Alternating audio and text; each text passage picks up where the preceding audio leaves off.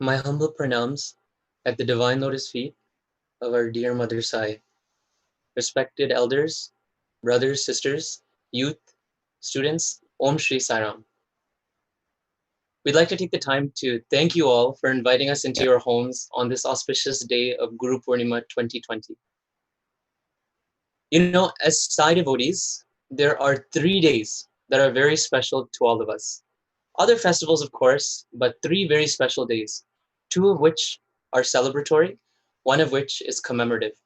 That's Swami's birthday, Aradhana Mahotsavam Day, and today, Guru Poornima Day.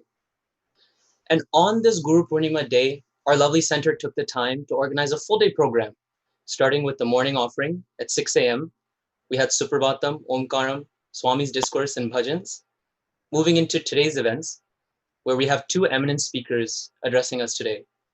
And after lunch, we'll be moving into a wonderful study circle, ending off the day with our evening satsang, songs, bhajans, and Swami's discourse. I'm sure for many of us, imagining our lives without Swami is near unfathomable. So much so of who we are is because of Swami. The ability to look in, to refine our thinking, be more aware.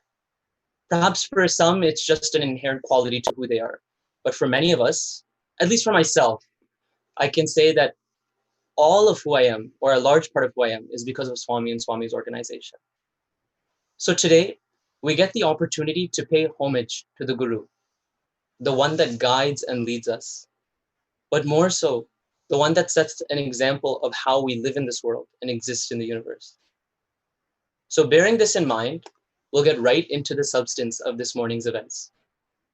As many of you would have seen in our center bulletin, we have 2 eminent speakers addressing us today. We'll be starting off the morning with Dr. Sanjay Mahalingam, followed by a short break, and then we'll have a Q&A session with Ms. Shamantakamani Bhasham, fondly known as Mani Aunty. I'd like to take the time now to introduce our first speaker, that is Dr. Sanjay Mahalingam. Dr. Sanjay Mahalingam is a proficient academic and educator at the Sri Sathya Sai Institute of Higher Learning, Prashanti Nilayam, and a trained life coach. While his areas of expertise include quality management, operations management, supply chain management, and transformational leadership, Dr. Sanjay is widely regarded as a gifted communicator, a skill that he has consciously employed in transmitting the teachings of our beloved spiritual master, Bhagwan Sri Sathya Sai Baba. Dr. Sanjay has been blessed with many personal interviews over the course of his years as a student and a research scholar at the Sri Sathya Sai Institute of Higher Learning. Amongst other travels, such as those to Chennai for the Atirudra Mahayagya, he has had the rare fortune of accompanying Swami on the highly coveted Kodaikanal trips on 3 different occasions, 2005, 2006, 2007. He was an important part of the famous university convocation dramas in 2004 and 2005.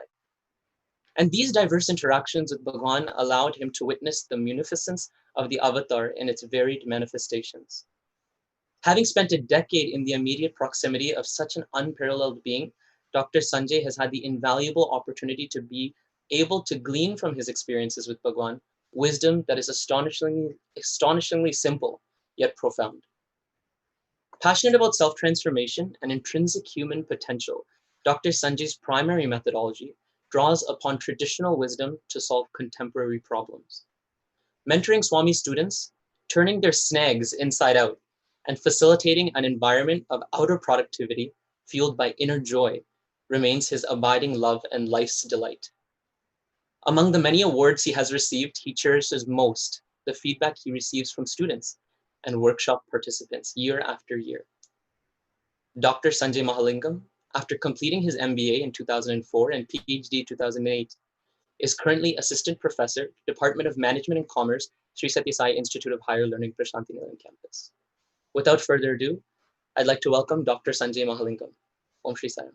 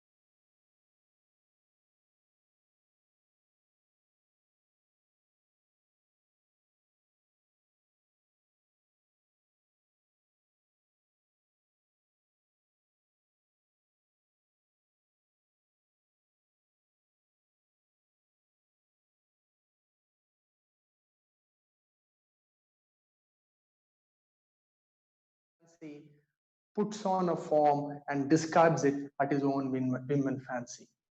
It's really not a big thing at all for him. There is nothing that he cannot accomplish with the form or without the form. So this is an important day to remember that the Guru is the form also, but he is not just the form. Many of you were kind enough to send me some input for this talk in the form of questions, in the form of points for discussion, in the form of ideas about what's challenging you and what you would like covered in this talk. And I have gone through the entire thing with great attention. I have seen what you had written. So thank you for that. So I'll be tailoring my talk around the input that I received. I may not be explicitly mentioning every question that arrived, but most of what you had requested will in some form or the other will be included in the talk. Also, instead of going with individual questions, after a careful study of your input, I have broadly grouped your questions in the following few broad umbrella categories. Some of the questions were around the ideas about how to go within, what is spiritual sadhana, how do we get a deeper understanding of Swami's teaching, how to remain calm, detached, how to understand the self and align with it, how to remain motivated on the spiritual path, basically how to be happy. So broadly, one set of questions were around this. A second set of questions were about the current situation of uncertainty because of the global epidemic. There was a third set of questions about how to satisfy all the people in our life. They all have different demands of us. We have different duties towards them, and some of them may not align with each other. So how do we live life? There was one other very interesting question. Is it okay to have desires? Is it all right if I want to be wealthy, if I want to be successful? Is it all right? Does it make me less spiritual? Is it all right to have desires? This was the fourth question. And then there was a fifth question. There was a request for me to share some experience of Swami. Many anecdotes will anyway be interspersed in my talk. Now and then they will seep in.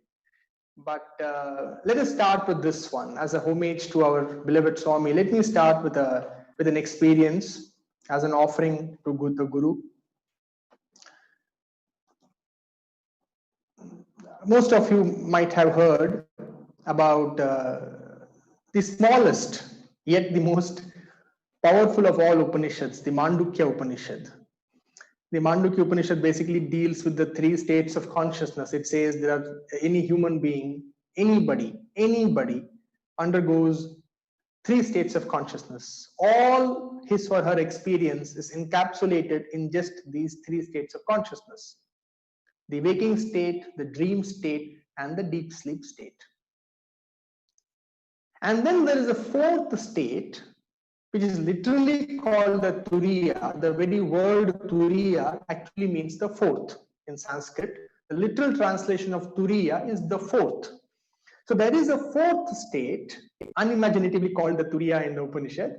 It says that the fourth state runs like a continuous stream, like a thread in a necklace. It runs through all the three states. It is not a fourth state as distinct from the three states, but something that runs through all the three states, that is the Turiya. So this is the essence of the Mandukya Upanishad, and then it goes on to talk about the the power and the secret of the syllable Om. Be that as it may, once Swami told me in one interview, and he has told that to so many people, in fact, all of us so many times, I'm always with you. So that got me thinking, if Swami is always with me, then he should be, in my experience, although it may not be real to me now, he should be with me in the waking state, which I can understand. He should be with me also in my dream state. He should also be with me in my deep sleep state. Like the Turiya, he should be running thread in all the gamut of my experiences. Only then Swami is always with me. So just this thought came, and in his own Swami, in his own beautiful way, he made this Mandukya Upanishad's teaching alive for me. So that is the experience. This was the prologue. Now this is the experience. One night I was sleeping in the hostel for the senior students of the Sri Sathya Sai Institute of Higher Learning. I was a student at that time. This was 2002, 18 years before. I had just joined for my MBA, and I think it was around November or December 2002, and I was sleeping in the dining hall of the hostel. In my sleep, I had a dream. And what was the dream? That Swami in his car entered the dining hall. I am sleeping in the dining hall, and even in the dream, I dreamt that Swami had entered the dining hall in his car from the one entrance of the dining hall, and he was going through the dining hall quietly in his car, and I woke up. And I looked at Swami, and Swami looked at me and smiled. And Swami told me, keep quiet. Don't make any sound. I don't want the others to get up. I have only come for you. Then I got up and I started following Swami's car in the dream. Then Swami came out of the other entrance of the dining hall of the hostel. He alighted from his car and he walked and sat on a parapet, small parapet wall.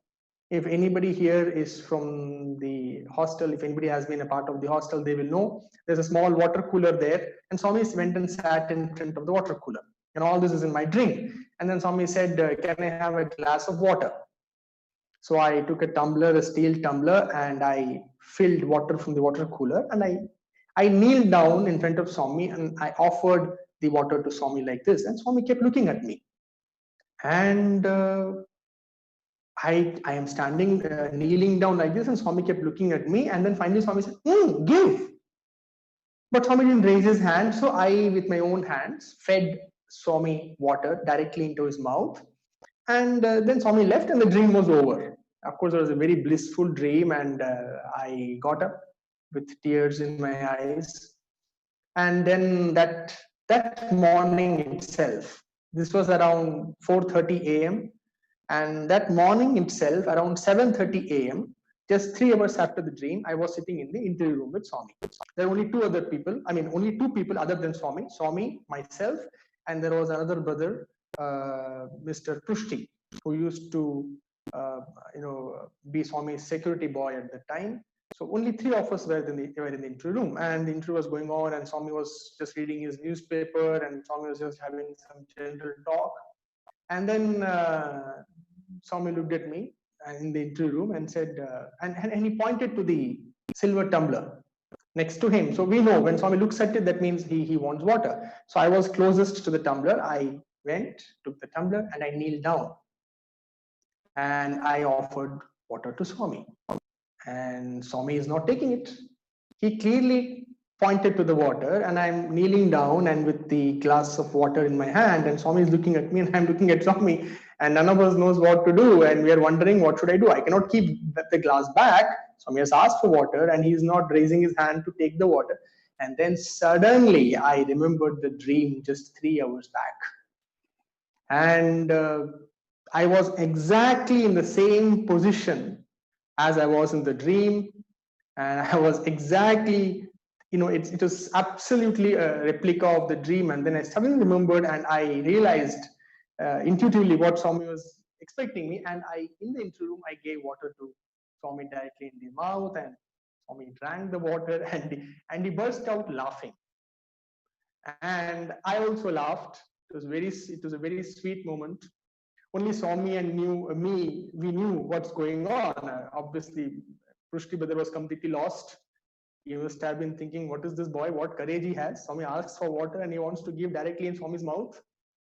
So, but he obviously did not know what was the story behind it. So it was almost as if, to me, I remembered at that moment, I remembered the Mandukya Upanishad.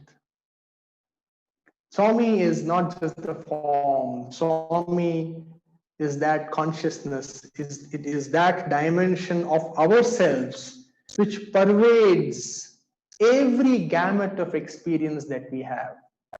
Nothing is left out of the purview of that consciousness.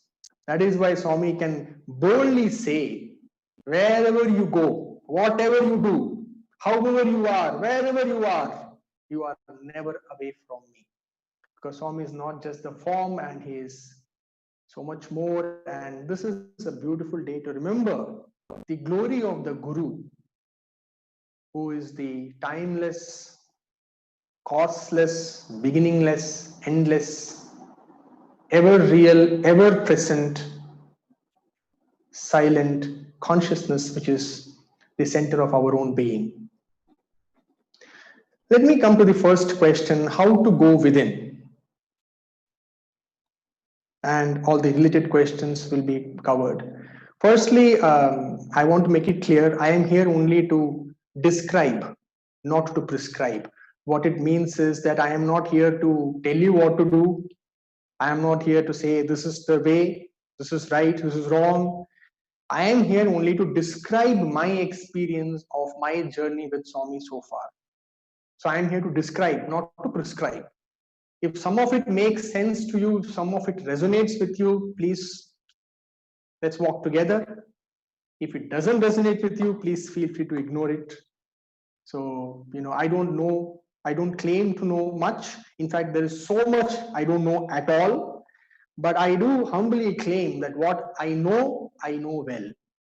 Because whatever I speak today, every word of it will only be from my direct experience. I will not utter a single word just because I have read it somewhere, or because somebody has told me, or because I have heard it from somebody. Unless it has become true to me in my own experience, I will not speak of it. So this much I can promise to you, and I commit to you that whatever I say will be from my own experience. After that, if it resonates with you, take it. Otherwise, it's all fine. So what is it to go within? What is the meaning of going within? So many people have asked me this question over the years in different ways. Everybody says go within, going within, in is the way out. The only solution to all our problems is going within. But many people don't get it. What is it to go within? Where do I go? Within what? Within where? How? And what is this within? And what is this without? What is outside? What is inside? Outside of what? Inside of what? So let me attempt to, initiate a discussion around this. See, everything is already within. Truly speaking, there is nothing without. Every experience of life is already within only. Life is experienced only inside ourselves. It only appears as if something is outside and something is inside. For example, now you are hearing this, this talk. Where are you hearing this talk? You are not hearing this talk from the speaker of your laptop or your mobile phone. You are really hearing this talk inside your ears, which is, the effect of the vibration of your eardrum and all the physics of it. So the talk is not actually being heard there, but it is actually being heard here. Where are you seeing my image? It may appear as if you're seeing the image on the screen, but really where you are seeing me is inside your own eyes, inside the screen of your retina. Where are you understanding this talk? This talk is also being understood inside your own mind, based on your own past conditioning and the meanings you attach to words. Suppose if I start speaking in a language you don't understand. Suppose I start speaking in, say, Tamil or French. Most of you won't understand a word of what I'm saying. So understanding of the talk is also happening within. This entire experience, some of you must be hearing this talk and already must be thrilled to pieces, and you must be really enjoying it, and some of you must be really bored. So you see, this experience of this talk also occurs to you in different ways. The talk is the same, but the experience within you can be dramatically different. The point I'm trying to make is that it only looks as if life is experienced outside. Life is entirely, the whole of it, 100% is experienced within only anyway. So then what is it to go within? To go within means simply, it means to deepen our experience of life, to make our experience of life more intense, to make our experience of life more alive, more energizing, more involved, more empowered. Already we are all experiencing life within only, but to make that experience more and more intense and alive, that is actually going within. To make it more real. Yeah, that's a good word. That's a good phrase. To make our experience of life extraordinarily real, that is actually going within. Now, let us look briefly at the experience of life. What is experience of life? Right now, how are we experiencing this life? Right now, we are experiencing this life. Probably right now, as you are sitting, you are experiencing this life probably as a physical sensation. Some of you are sitting erect probably, and maybe you are feeling some pain in your lower back, probably. Maybe it's very cold out there. I don't know how it is in your part of the world now. So first experience of life is purely physical. It is, we could call, the experience of the body, right? The first experience of life is experience of the body. The second experience of life is the sensations, the sensory inputs, what I am seeing, what I am hearing, what I am touching. That is the second experience. One level deeper we go, I experience life as thoughts. As I'm listening to this talk, I'm getting all kinds of thoughts. So my experience of life right now, if I look at it, it is also thought. Little deeper, this experience of life starts to appear as emotion, as feeling. I'm feeling good about this right now. I am not feeling so good. This is what I am feeling. So feeling is a deeper level of experience. Energetically, if we go a little more subtle, energetically how we are responding to life right now is also a subtler form of experience of life. As we go deeper and deeper, bringing into our experience subtler and subtler experiences of life, finally we come to the source of life itself, and we will see in a short while how we could try to do that. We come to the source of life itself, where I experience life as life itself. When life is experienced as life itself, it is the most authentic, real, and intense experience of life possible. And that is going within. So this process of peeling layer by layer and by layer, looking at different manifestations of life and going within to experience life as life itself in its most pristine, primordial, and existential dimension. That is going within. We will definitely see how we could do that. Also, there was a request, how can we understand Swami's teachings better? Swami, I used to use a quote in front of Swami, and Swami used to love that. Few times in my talks in front of Swami, I had used that quote, and then I'll go back to the interview room and Swami will ask me to repeat that quote. He used to love that quote. It is a small line from the Viveka Chudamani. Viveka Chudamani is a Sanskrit text written by Sri Adi Shankaracharya. The phrase goes something like this. It says, Shabda Jalam Maharanyam Chitta Brahmana Karanam. Shabda Jalam means the net of words. Maharanyam means it is a dense forest. The web of words is a dense forest. Chitta Brahmana Karanam. It means that alone is responsible for the wandering of the mind.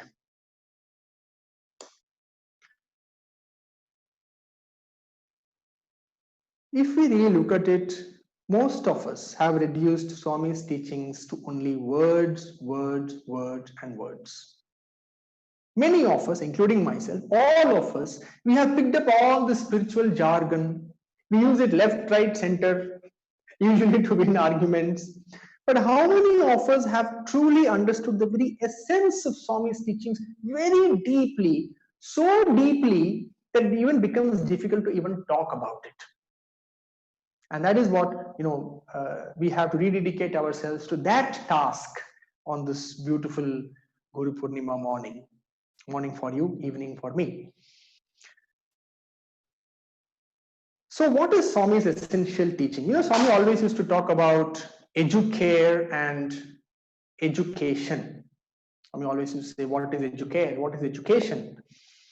Education is everything that you gather from outside. Educare is that which arises from within. Now, this is something that is highly misunderstood. We think Bal Vikas or Bal Vihar or whatever you call it in your neck of the woods is educare. If we are teaching children, or in fact teaching anybody how to live life, speak the truth, love all, serve all, help ever, we think this is educare. No, this is values-based education. It may have a role. I'm not saying it is useless. It has some purpose. It brings more order, but that is not educare. Swami said clearly, educare is that which arises from within, in contrast to education that comes and or is gathered from outside. Now let us look at our own lives. Let us see what is it that we have gathered from outside and what is it that emerges from within ourselves. If you look at your own experience, if I ask you this simple question, who are you? Please see that everything that we are able to think, everything that we are able to emote, everything that we know, we understand, we realize, all of it, everything within us is actually in one way or the other gathered from outside over the period of time using sensory perceptions. All memory is of things which happened in the past, which happened because we had the ability to see, hear, touch, smell, and taste. All thoughts are of either of the past, of the future, or even of the present is again an outcome of something that we have gathered from outside. Everything that we know, understand, every belief, every conviction, everything. Think about it. Take a moment. Think about it. See, look at your own life. Look at your own mind. Is there anything in the mind, anything, a single thought that is something that has not been gathered from outside in some form or the other? When I say outside, I mean through sensory input. Everything, 100%. 100% of the mind is something that has been gathered from outside. So it is all education. Education is not something that we only get in schools and colleges. Education is life. Everything we see, hear, think, cogitate, analyze, perceive, describe, categorize, label, define, the whole of the mental structure, the entire edifice of our existence within is actually only education. Then what is educare? In 2006, in Kodaikanal, Swami asked a question to some of us who were sitting in the drawing room of Sai Shruti. Sai Shruti is Swami's residence in Kodaikanal. After the evening bhajans, Swami came back from bhajans. He was sitting, all of us were sitting around him, and Swami asked the question, who am I? Swami asked, pointing to himself, who am I? Many answers flew thick and fast. Somebody said, Swami, you are the embodiment of truth. Swami said, Kadu Kadu. No. Then somebody said, Swami, you are the embodiment of love. Swami said, Donna Pota. No. Kadu Kadu. Many answers were given. One answer I particularly remember. Swami said, somebody said, Swami, you are Paripurna Avatara. You are absolute avatar and incarnation. And then for that, Swami said, Adi Kade Kadu. That I am definitely not. And by the time we all realized that our answers are not working, so we just kept quiet. And then finally Swami said, Nenu Nene. I am just I. That's all. Then Swami became quiet. He said, I am just I. So this is the essence of educare. Now coming back to our previous discussion. So if everything is something that we have gathered, and now if I ask you a question, what is it that you know about yourself from within, something that is not gathered from anything outside of ourselves? What is it that we know within? On our own we know. Nobody need teach us. Nobody needs to tell us. No teacher, no guru, no book, nothing ever needs to teach us that one thing that we know about ourselves on our own. That is just the feeling that I am. That feeling that I am is something that we were born with, so to say. The moment we come out of deep sleep, the first thought is I am. Before I can say I am Sanjay, or I am Dhanushan, or I am this, or I am that, or I am tall, or I am short, or I am fair, or I am dark, or I am good, bad, right, wrong. Before we create these mountain of thoughts, the first thought or the first feeling that arises in consciousness is I am. That is all we know. Truly we know. Without a doubt we know. On our own we know about ourselves, and that is that thought I am. That, Swami says, is true educare. To stay with that thought, I am, and to pay it attention. That which you truly know about yourself and that which arises from within. It has not been gathered from anything. One might say it is God's gift to you. Because you are alive, you have that gift. You know that you are. I know that I am. To stay with that feeling, Swami told me in 2009, and I am quoting Swami verbatim. Swami said, there is no greater tapas. There is no greater tapas, there is no greater sadhana than watching the going and the coming of the I thought. Of the I am thought, the thought that I am, paying attention to that thought or that feeling or that sensation. Higher than that, there is no tapas or there is no sadhana. So I hope this process of paying attention to that thought I am is actually sadhana. And as we pay attention to I am, something remarkable will happen, something beautiful will happen, 100% it will happen. That I am gives way to the dimension of inner silence. And that silence is silence. As Swami used to say, silence is silence. That silence is divine consciousness. It is the most transformative, most liberating, most powerful, and most real possible experience of life. And the way to that silence is through watching this thought, I am. So this is what I understand by going within. And this is the process. Hope that made some sense to you all. Also, before I proceed further, let me just make it clear that I will make myself available again to all of you. If you have any questions, if you have any clarifications, only if you have, it is not necessary that you have. If you have any questions or any clarifications, you may write them in to either Mr. Dhanushan or Mr. Lad or anybody else, and they will pass it on to me. And we can have one more session at a mutually convenient date. Whenever it works for all of us, we can meet again. This is just an offer.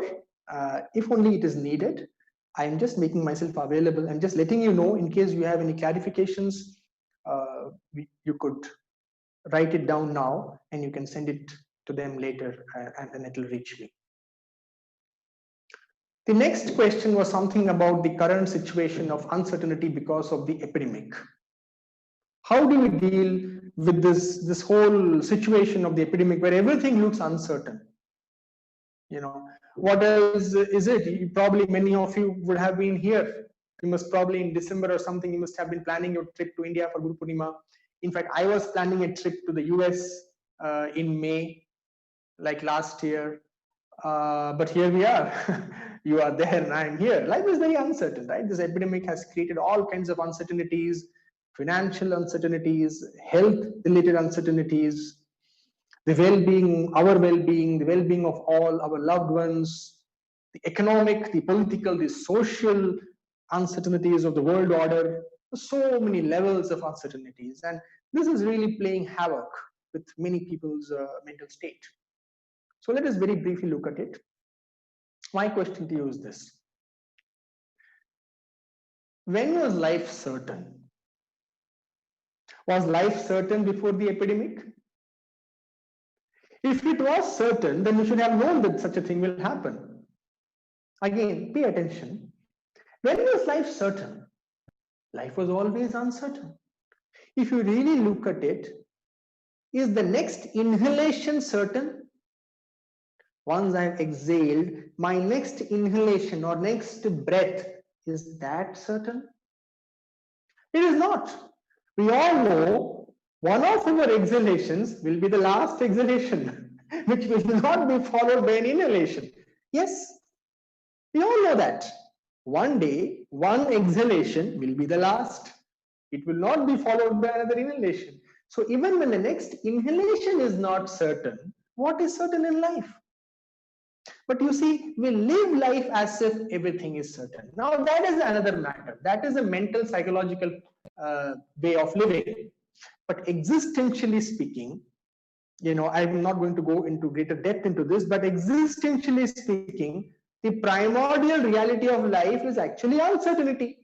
Everything about life is uncertain. Somehow we live in this mind-created bubble of certainty. But actually, life was, and ever will be totally uncertain.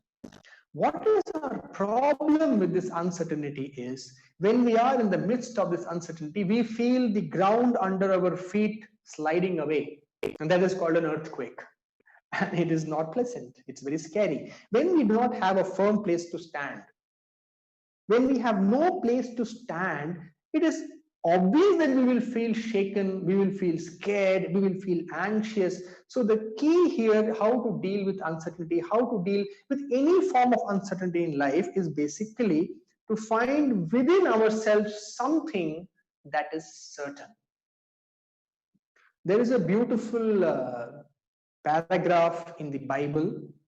It is in Matthew's book, I think chapter 7, verses 24 to 27. I just found it on Google and it was really beautiful and very relevant, where the Bible says, "He who is a wise man built his house on the rock. The rain fell, the floods came, the winds blew and beat on that house, but it did not fall because it had been founded on the rock."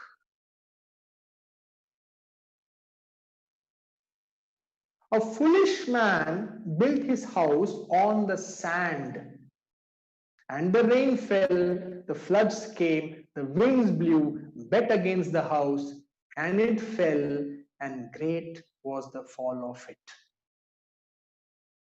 So who is this wise man who builds the house on the rock? And what is this rock?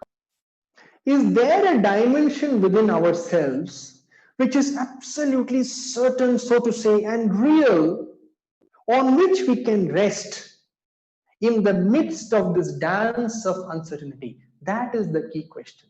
And when we are able to become intimate with that dimension of certainty within ourselves, then alone we can handle, not just handle, we can enjoy this dance of uncertainty.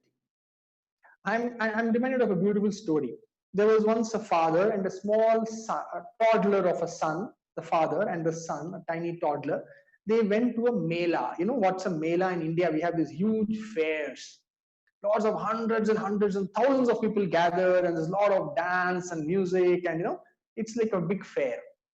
Now this tiny toddler was holding the index finger of his father, and he was enjoying this entire panorama of colors and gaiety and all this noise. The child was just feeling so thrilled and alive at the cacophony.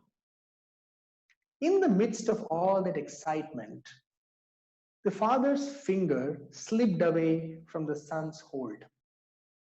Suddenly, the son found that his father is nowhere to be seen, and he was terrified. The very sounds, the very colors, the very noise that was making the child thrilled to pieces 10 seconds back, the same thing was terrorizing him now. What he was enjoying few seconds back, the diversity of it all, that same diversity was now coming back to bite him, and he was scared, nervous, anxious, crying. What changed is the hold on that finger. So when we are able to hold on to that dimension within us, which is beyond the touch of all this, then we can truly enjoy life and enjoy the play of uncertainty and enjoy all these happenings, however horrible they may look to the mind. We can simply wade through life fearlessly. But for that, we have to get in touch with that. How do we get in touch with that? We saw a few minutes back. The best way, there are many other ways, I do not deny. There are many other ways, I'm sure there are. But this is what has worked for me, and it is my duty, and it is also my right. This is all is my right to share with you what worked for me. So one way of it is to bring attention to ourselves. And that way, gradually we can fall into that state of consciousness which is untouched by all this uncertainty. The third question was how to satisfy so many people and fulfill different duties, some of which may not align with each other. So somebody asked this question, my mother expects something from me, my father expects something from me, friends expect something, I have other expectations from myself. So how do I, what do I do? All these questions and all these doubts come because we live in our mind. The mind will never have answers to anything. All the answers to all these questions starts with self-awareness. Once we start becoming aware of who we are, what are my thoughts? What are my emotions? How do I feel about certain things? What is it that I truly want? It will be surprising for most of you to hear that almost our entire lives we live without actually realizing what is it that I truly want. Because we never took the time to get in touch with ourselves truly. All the time we were in how I must be, how I should be, how Swami expects me to be. All these kind of mental dialogue, but we never took the time to truly get in touch with ourselves. What is it that I truly want? What is it that I am truly? When we start to get in touch with ourselves, remarkable things happen in life. An abundance of clarity descends on the head, and suddenly we simply know what we should do and how we should do, how we should deal with life. The whole thing suddenly, becomes clear when we start paying attention to ourselves in self-awareness. I have learned only one thing at Swami's Lotus Feet. The only purpose of my life is to sing my song. The only purpose of my life is to sing my song. It is not to please anybody. It is not to bend before anybody. It is not to look down at anybody. It is not to look up to anybody. It is not to live by any teachings, whosoever those teachings may be. It is not to live by any idea, any belief, any conviction, any ideology, nothing. The only purpose of my life, and this is what I have learned from Swami, and this is what Swami has told me, taught me, the purpose of my life is to sing my song. And to sing it so well that my being exults in joy. That is all is the purpose.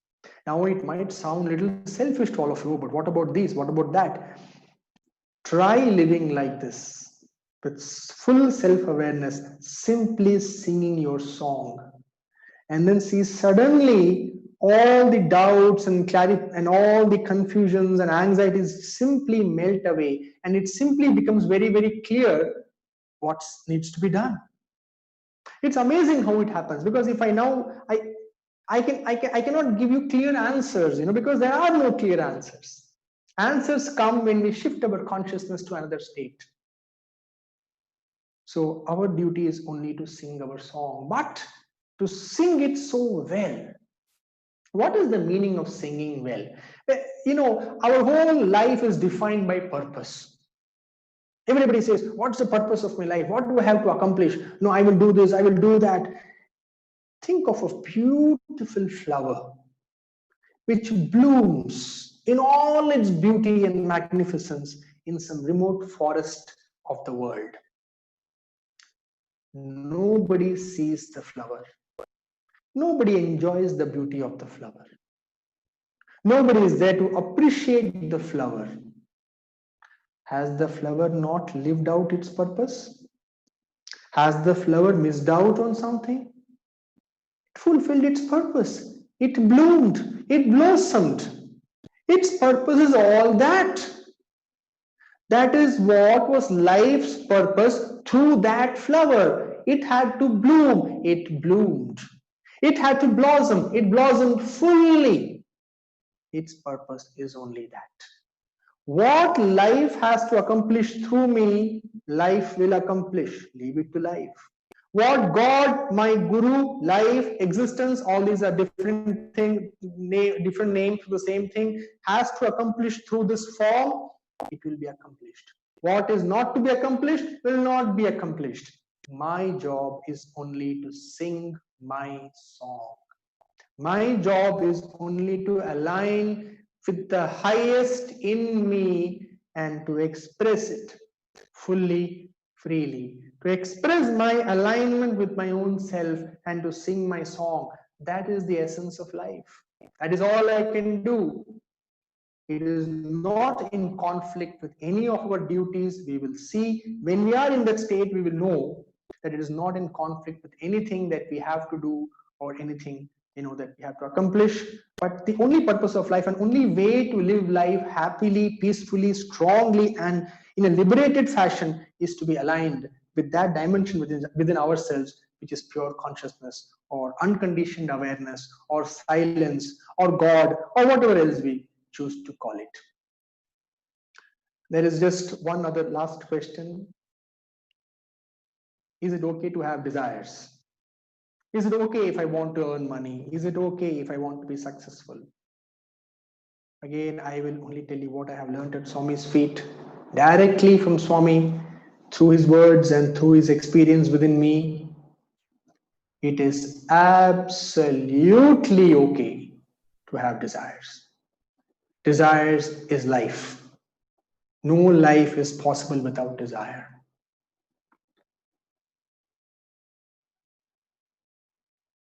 If we knew who we are, if we knew what we truly are, then we will know that we deserve everything. Unconditionally we deserve. There is no question of deservedness. Often we think, oh, but I do it. Do I deserve it? I don't know what I have. We deserve everything that we wish for. All desires are okay. Everything is fine. See, Swami used to say always, Sri Sathya Sai, SSS is actually yes, yes, yes. Swami says, I am always saying yes, yes, yes. Anything is fine.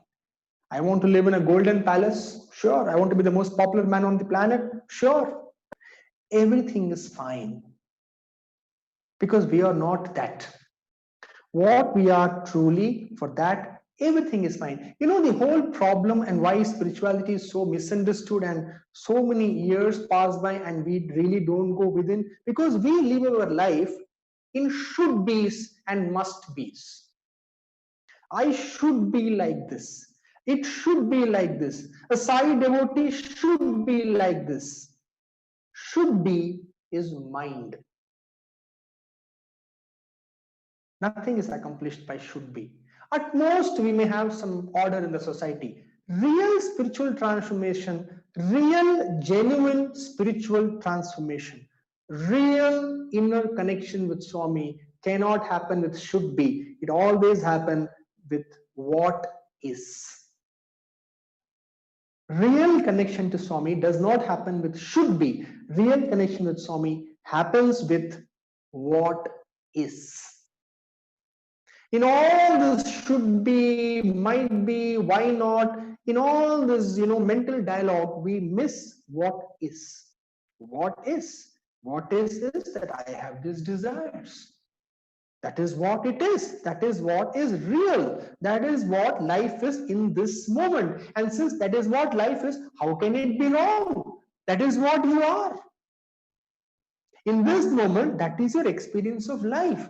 Because we are so used to live in our mind. We are so unused to live in the moment, deeply being one with our experience of life as it occurs in this moment. We miss. We get into all this confusion. Otherwise, all there is what is. So again, the question, is it right? There is the whole idea of right and wrong is not spiritual.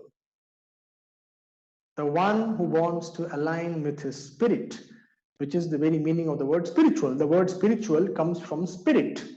If I want to align with my spirit, with myself, the first thing we have to let go is an idea of right and wrong, good and bad, high and low, and be with what is. Now, all desires are okay, and all desires can be fulfilled. I will tell you a small experience. Once I wanted something very badly from Swami, and I was trying for a long time, for almost 3 months, I was praying in front of Ganesha to make that happen in my life, and it was not happening.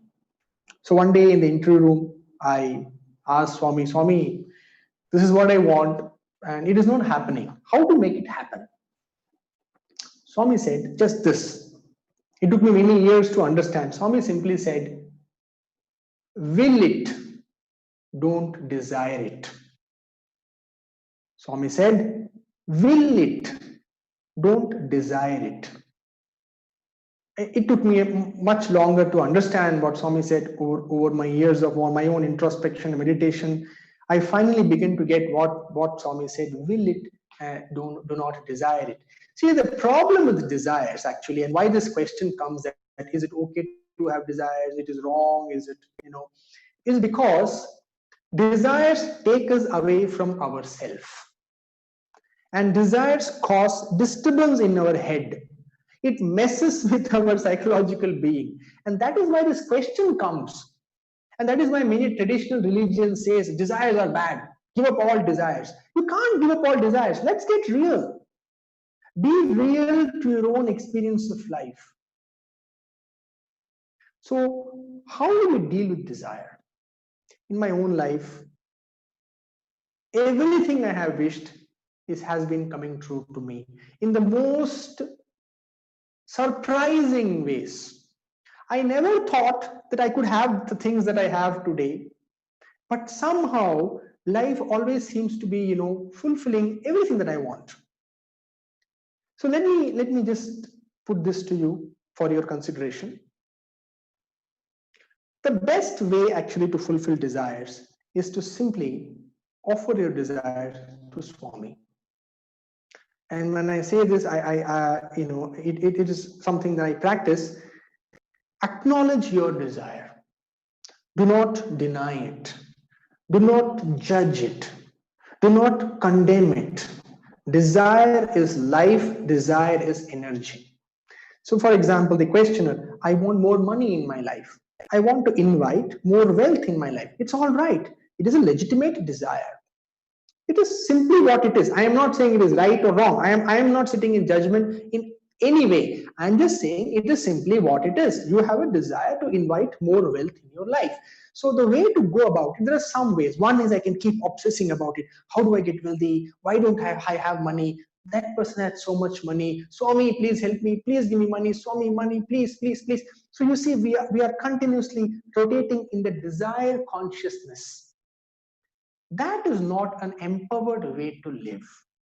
Desire itself is not wrong, but to get stuck in desire consciousness, that disempowers us. Again, desires themselves are not wrong. They are neither wrong or there's nothing to be said about them. But to get stuck, compulsively to get stuck in desire consciousness, that is a very disempowering way of living life.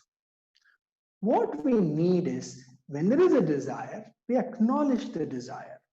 Yes, Swami, I want to invite more wealth in my life. I completely acknowledge my desire. I embrace my desire.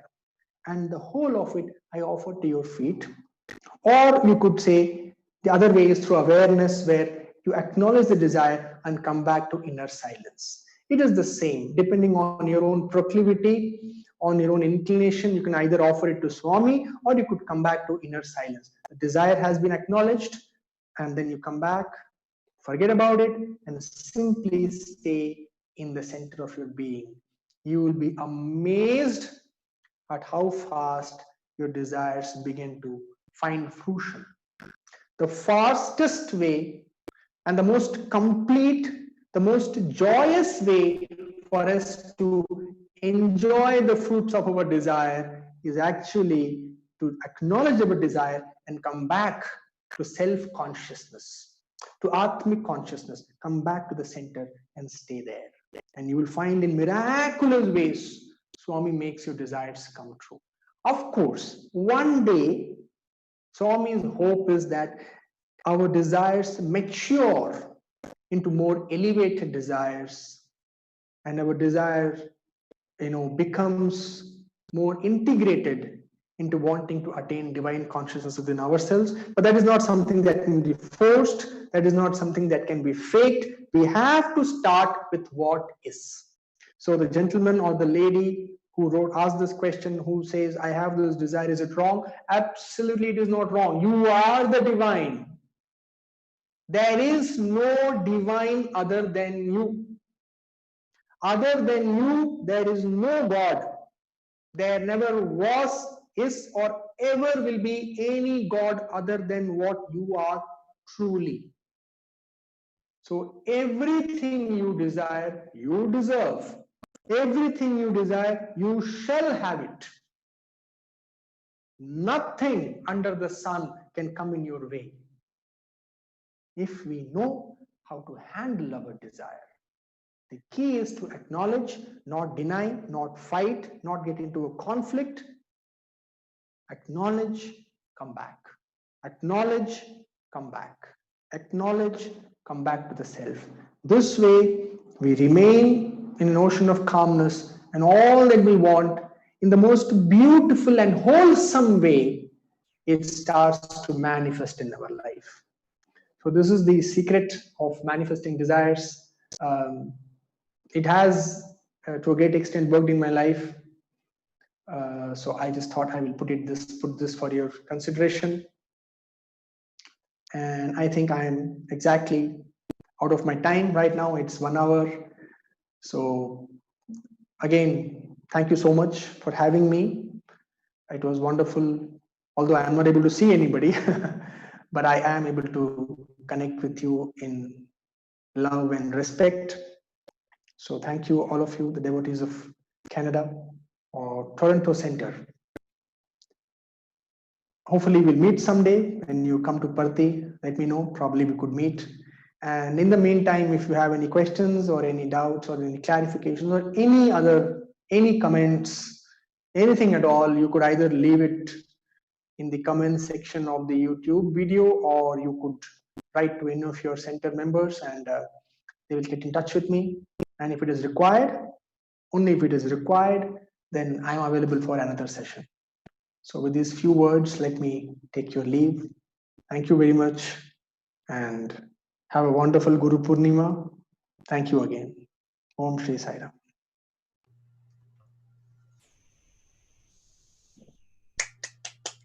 Yay! That was fantastic, Anna. Thank you so much. There are so many beautiful things that were shared, so many amazing sentiments and experiences. I noted a few things down, but to summarize, I would not even be able to do near justice to how fantastic the talk was. So many things were covered, especially at the start with your beautiful experience of Swami having blessed you in your dream, and that same uh, experience being mirrored in your waking state. And then transitioning into the idea of understanding the entire nature of our experience as one of internal, not external, going from the physical to sensory perceptions within our mind, and then moving to thought, emotional, energetic, and then getting into a more subtler form of understanding the nature of experience and life itself. And then you moved on into the idea of education as being everything that is learned from the outside world, and educare as everything that stems from within, and took us through that beautiful experience of imagining Swami with you in Kodaikanal in 2006, with all the students just asking when Swami says, "Who am I? Who am I? Who am I?" And how beautiful you had shared so many lovely experiences. And Swami ultimately answering as, "I am just I." What a profound and beautiful statement. And then moving into that idea of there's no greater tapas or sadhana than the observation of the I thought itself, paying attention to the idea of I am. And that gave way into the aspect of inner silence, which exists as divine consciousness. So many fantastic um, things you've shared with us today, and more so from the nature of your own experience, which at least gives us some idea or understanding that it's possible for us to implement these practices in our own life. And then when you moved on to draw the parallel of uncertainty with everything going on in the world, and the idea of the breath, how even our next breath is not certain. So beautiful parallel. And then finally ending off with the nature of desires itself. And I think it's nice to understand, acknowledge the desire without denying it or condemning it, as you mentioned, but ultimately offering it to Swami in such a way, or back to the idea of the inner silence that you mentioned, that one day the desire that we truly desire is that integration of divine consciousness. So thank you so much, Sanjana. We really appreciate you taking the time to speak to our devotees today and our center today. Um, and we wish you a very happy Guru Poornima on behalf of all our center members as well. So at this time, we'll be taking a short break, and we'll be moving into our later session at 10:30. We encourage all the devotees to take a break, feel free to use the washroom, have a drink of water, have a snack if you're hungry. We have a very enthralling session with Mani Aunty. She'll be speaking to us in the form of a Q&A, starting with some additional details. But at this time, we encourage you all to just take a break, a moment to yourself, resonate with the thoughts and nature of what was just discussed by Sanjayana. And we hope you guys join us at 10:30 sharp to commence the next part of our morning session. Om Shri Saram.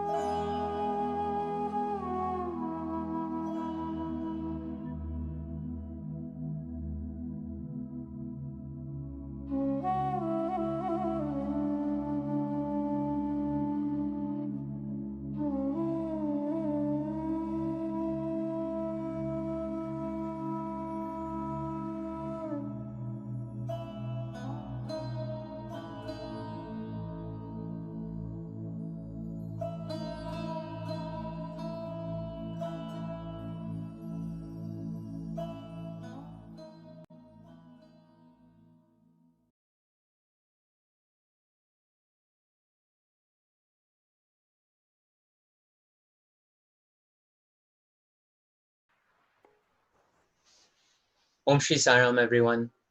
Welcome back for our next session. Hopefully you all had the time to get a short break and reflect on the nature of what was discussed this morning by our first guest speaker, Dr. Sanjay Mahalingam. When I was reflecting on what was shared, there was something that came to mind that I wanted to bring up to our congregation. It's a concept that I reviewed a while ago, which Swami speaks about quite often, and many of you may have heard it. Swami says that when you learn something or when you listen to something from your master, your guru, or your guide, you go through a 3-step process. And this process is called Shravanam, Mananam, and Nididhyasanam. Shravanam is listening. Mananam is the recapitulation or the rolling it over in your mind, allowing it to ruminate in the mind. And then Nididhyasanam is actually allowing the message to sink in within you. It's allowing it to become a part of you, imbibing that message. And this is a process for which any message from the Lord should be taken and reviewed. So bearing this in mind, and this is something that you guys may understand or hear about when we have our evening study circle today. But I hope that the talks or the substance, the content of what is shared today really gives you all the opportunity to utilize that as a means of practicing, using today, Guru Poornima Day, as almost like a New Year day to set goals in our spiritual evolution and growth to move forward with Swami hand in hand. So with that in mind, I'd like to now introduce our next speaker. Our next speaker is Miss Shamantaka Mani Bhasham, often fondly called as Mani Aunty. She's been a devotee of Swami for the last 7 decades. Her first darshan of Swami was in 1946 in Bangalore. From her countless evenings with Swami on the banks of the river Chitravati and visits to the Kalpavriksham, Mani Aunty has been fortunate to have witnessed many of Swami's Leelas. She also had the rare opportunity of singing bhajans in the Lord's presence throughout the 1940s up until around the 1970s, especially during the Akhanda Bhajan in Bangalore. She has been instrumental in composing many bhajans, some of which have been sung by Swami himself, many of which a lot of us sing very regularly.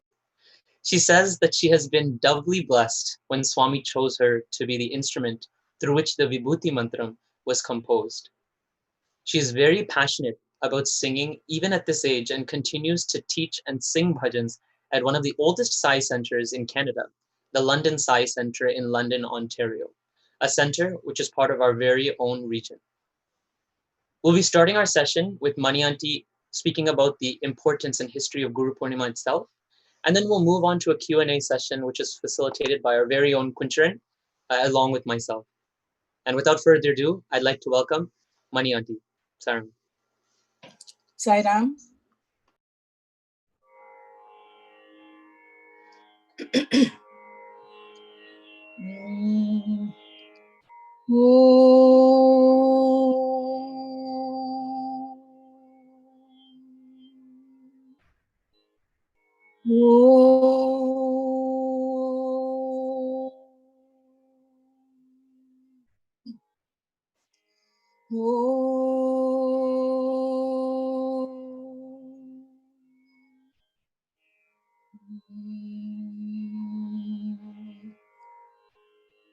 Brahmanandam Paramasukadam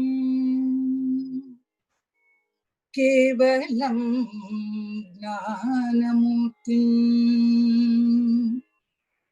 Vandvatitam Gaganasadrusham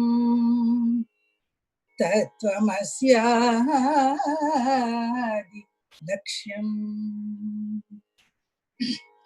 Ekam Nityam Vimalamajalam Sarvadi Sakshibhutam Bhavatitam Trigunarahitam Sadgurum Tam Namami. Sairam, dear brothers and sisters. I would like to read from Swami's discourse the meaning of this shloka. God is the absolute eternal bliss. He is wisdom. He is beyond pair of opposites.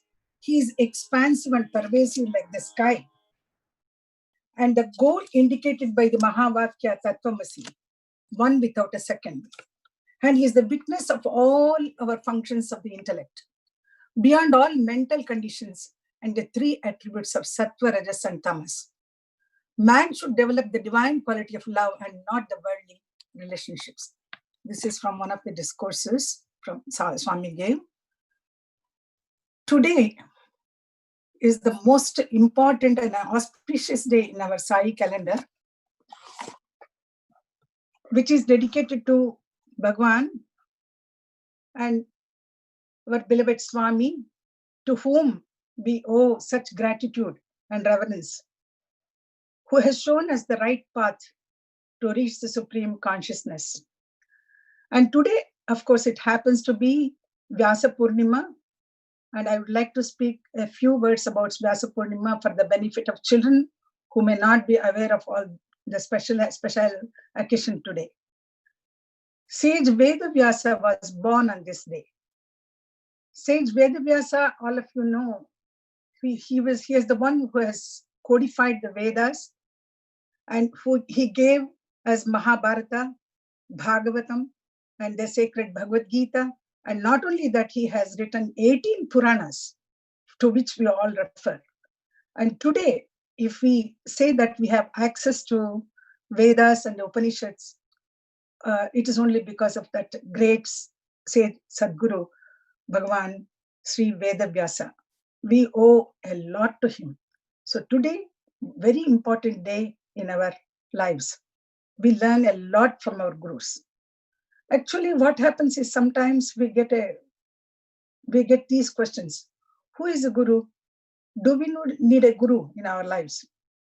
What is the significance in our spiritual journey of a guru? These questions often we ask. Swami, very, very simply, he answers this in this way beautifully. The true meaning of guru, all of you know, I'm just repeating it again. The true meaning of guru is one who dispels darkness of ignorance. What kind of ignorance is it? The ignorance that we are divine beings. The ignorance that we don't know ourselves. Swami teaches us that by the presence of Guru, we can reach that ourselves. And Guru is beyond attributes. He is Gunatita, and he is formless. He is Rupa Rahita. Swami says God is the best Guru. So in the spiritual world, in our journey, Guru is like a shining light to show the path and the destination for a seeker.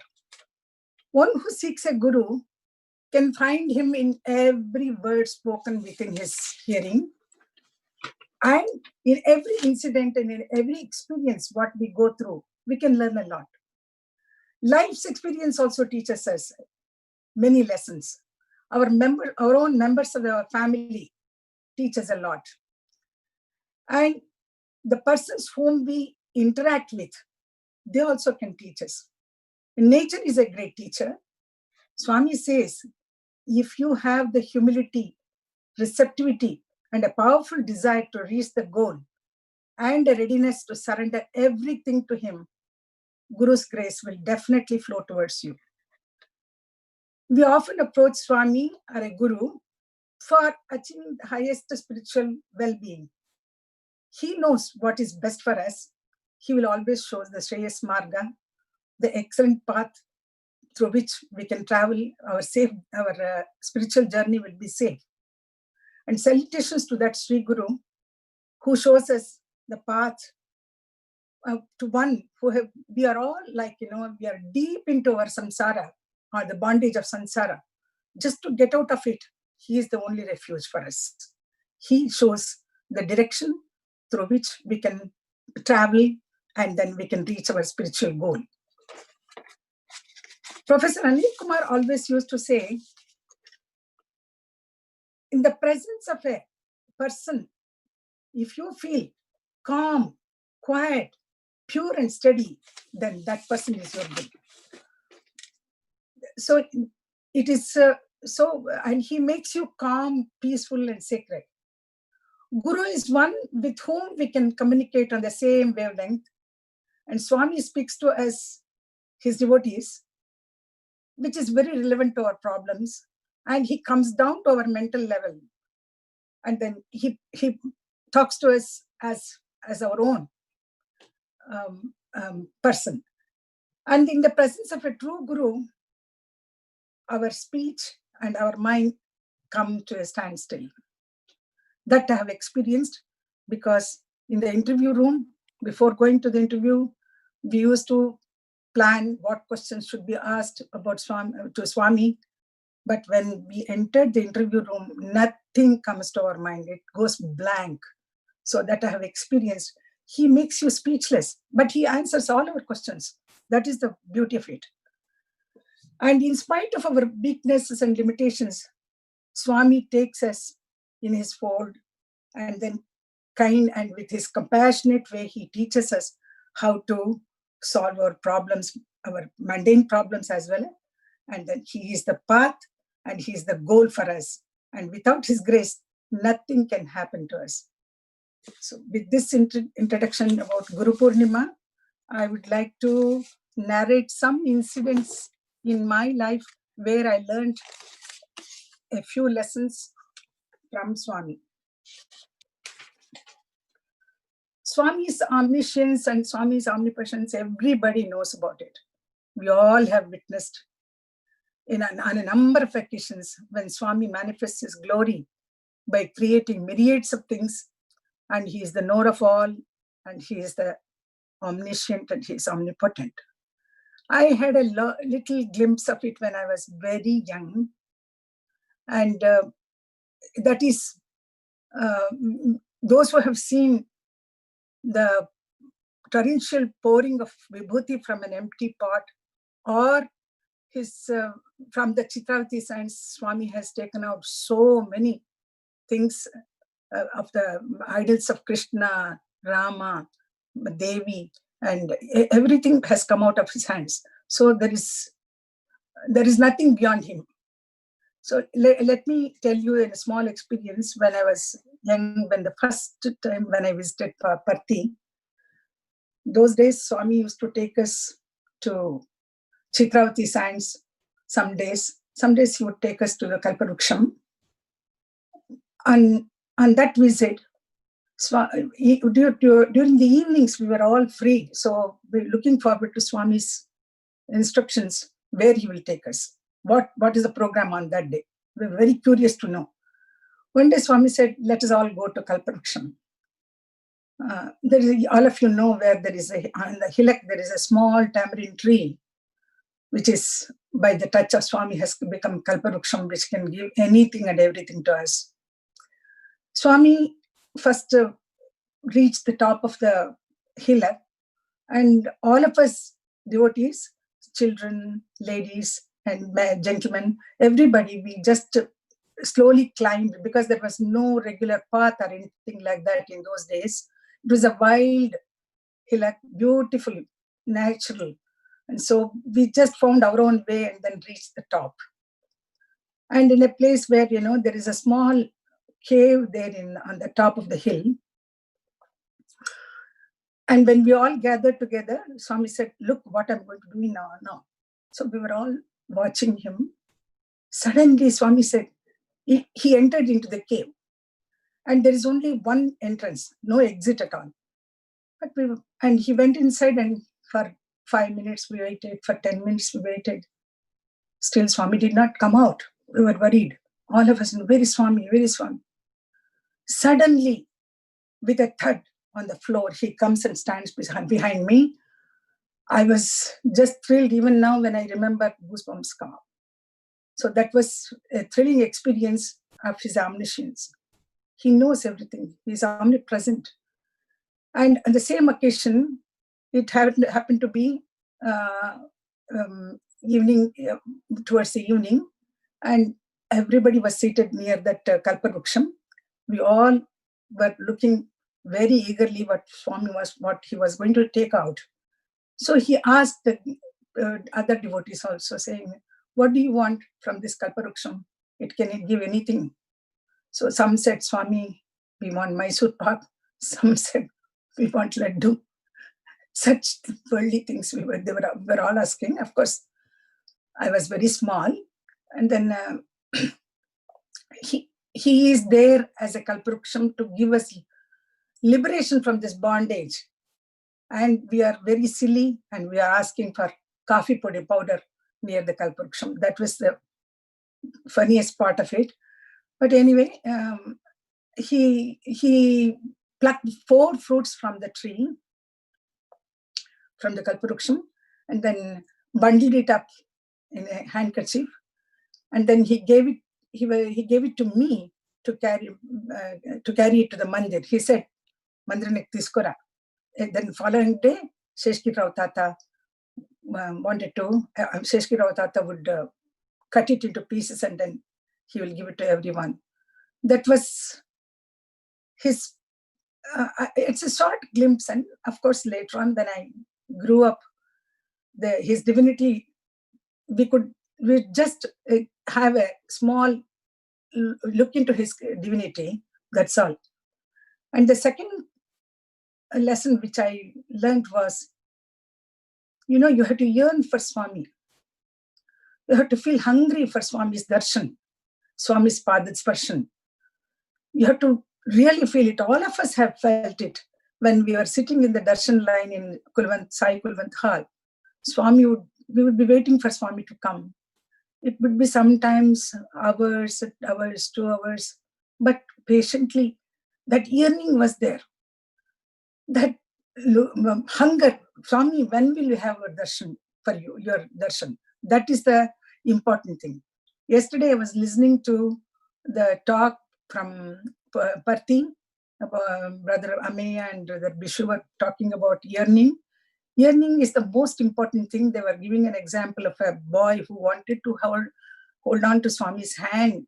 And then he was imagining, he was visualizing himself, saying that Swami would come now, alight from his chariot, from the skies, I will hold his hand. So such imagination also helped him. The following day, Swami actually called him and then held his hand. So the yearning is very important, more than the achieving what we want to do. And that looking forward to Swami's sparshanam, darshan is more important. So it happened to me on one of the occasions when we were in Puttaparthi. It was a tradition there to, if it is a Gauri function or a festival of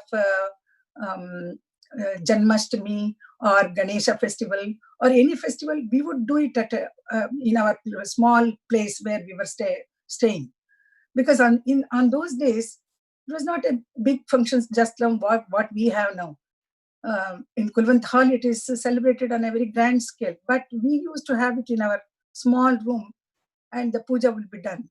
And Swami would definitely come on those special occasions.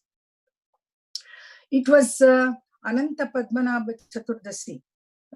Most of you might not have been very familiar with this festival. It is Krishna is supposed to come to his devotee's house as an old person. So on that day, special preparations are done, which is soft for him to take as a nevedyam. So we had done all the preparations and arrangements were done. Swami came, and on that occasion we had the Pad Puja also. And it's a custom to give a kankanam, which is a red-colored thread, which is given to all devotees. So what happened was, Swami started distributing those red kankanams to everybody. And when I stretched my hand, he just ignored me and he went away. I was almost at the point of crying. Swami, why are you not giving it to me? So that yearning was so deep in my heart. So Swami went a little bit further and then he just looks at me and then, Tisko, he gave it to me. What a thrilling experience that was. I should always say that. And so that yearning had been really great for his grace. Still, I hope we all have to have that kind of yearning for Swami. And then another lesson what I learned was recycling and reuse and reduce. All these 3 R's are now so familiar now with all of us. Way back in 1950s, Swami knew the way how to recycle, how to reuse it, and how to reduce the waste. He always used to tell us, don't waste energy, don't waste electricity, don't waste water. Always he was always, and he followed it also. As soon as the interview is over, he will himself switch off the light. See, for Swami, he was teaching us. He was the role model for all of us. So once what happened was, on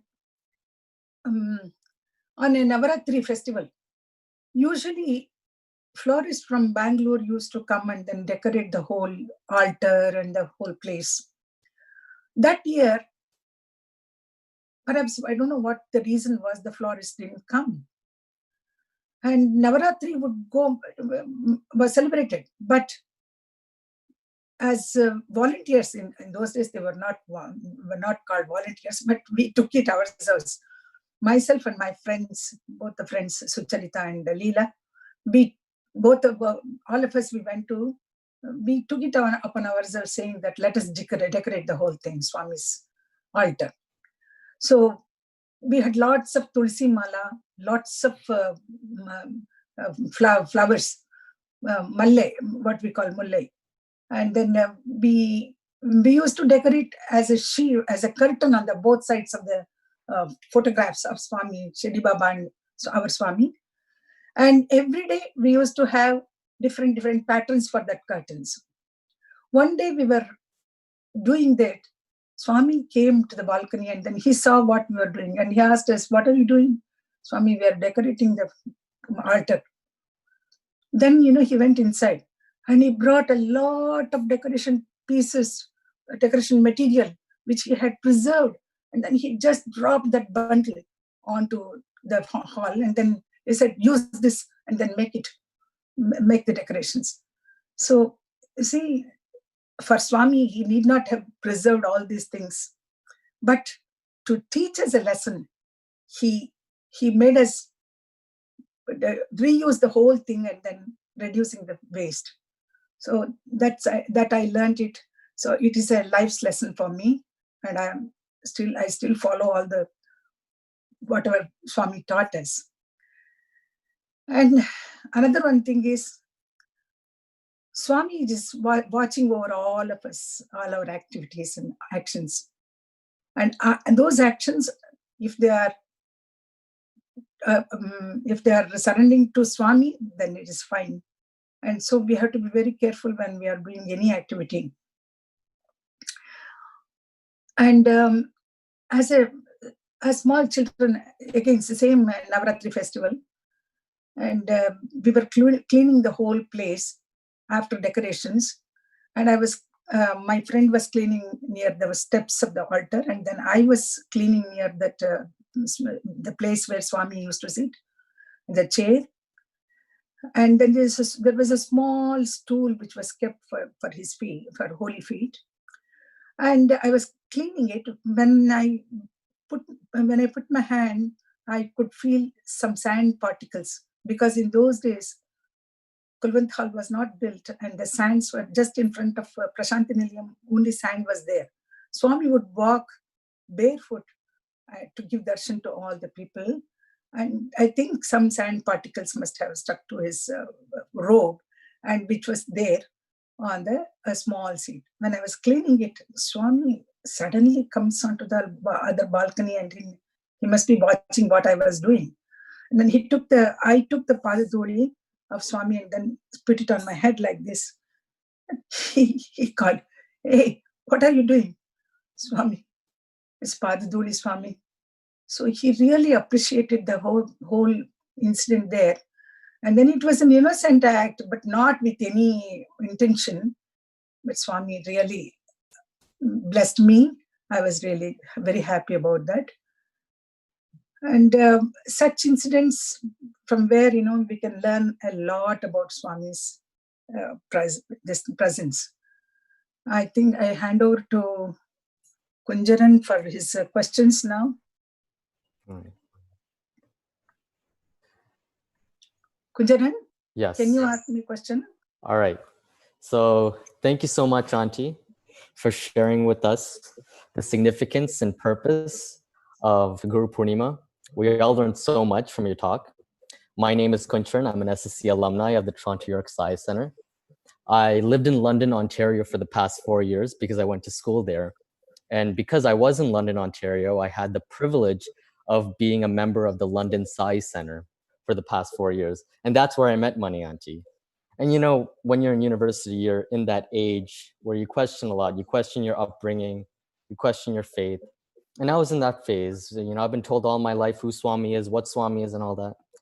But I'm so thankful that I had Mani Aunty, who I could ask all the questions in the world. I asked her everything and anything about Bhajans, about Swami. And I can honestly tell you that my interactions with her have helped me develop my faith in Swami and develop more love for Swami. So I'm so thankful for that. And, it's one thing to read about Swami in a book like Satyam Shivam Sundaram, but it's another thing to actually learn about Swami from a person who was actually there. So that's why I'm thrilled that myself and Dan will be asking some questions to Mani Aunty, which were submitted by the members of the Toronto York Science Center. Thank you, everyone, for your questions. They were all interesting and great. And, I'm sure Mani Aunty will have some great insights into them. We apologize if we don't get to your questions, but I don't think that will be much of an issue because we have like 40 minutes. Okay, so let's start. So on to your first question. How do you keep your faith in Swami when there are people in your life who are not necessarily Sai devotees or who are fans of Swami? Thank you, Kunjaran. I will answer to your question as much as I know. Actually, what happens, it's a very reality problem. We meet people who are not Sai devotees, and you're surrounded by them. And they sometimes, it goes to the extent that your friends or whoever it is may speak something in a harsh language about Swami or may criticize him. We being Swami's devotees, we may not like it and we may try to defend Swami. And sometimes it doesn't help. The faith one has to get is from inside. It's not forced upon anyone. Slowly and surely, all of them will understand one day that they need not come to Sathya Sai only. If they know that there is some superpower above us, which is keeping us all on our track, definitely it will. They will come to Swami, or they will follow a good values. And my own experience about how not to force any people, that I have believed very firmly. Because my husband, who was a non-devotee, even knowing that he was non-devotee, I married him because I had to obey my parents. And what happened was, 13 long years, he did not come to Sai's fold. He was actually coming from a very orthodox family who never believed in all the Swamis or Sannyasis. And naturally, his bringing up was like that. So it took him a long time to come to Swami. That too, in a very hard way. We were in North India in a place called Aligarh. And suddenly one day he came home with a very, very heavy headache. And the following day, I could see the marks on all over his body. It was a smallpox, which was unheard of in those days. At the age of 32, he got this smallpox. It was a very serious disease which he went through. And one day what happened was, every day was a trying experience for me. One day he was almost on his I should say that his deathbed. He lost his consciousness. He was blabbering something about his experience in Calcutta, which was irrelevant in that circumstance. But I had no other refuge but to cry out for Swami. I wrote a letter, and then I kept Vibhuti on his forehead, and then kept the Swami's robe, which was given to me by Swami himself. And then I kept that robe under his pillow, and then I started writing a letter to Swami saying that, Swami, this is not fair. I have got small children, and I don't know where I should go. Please save him.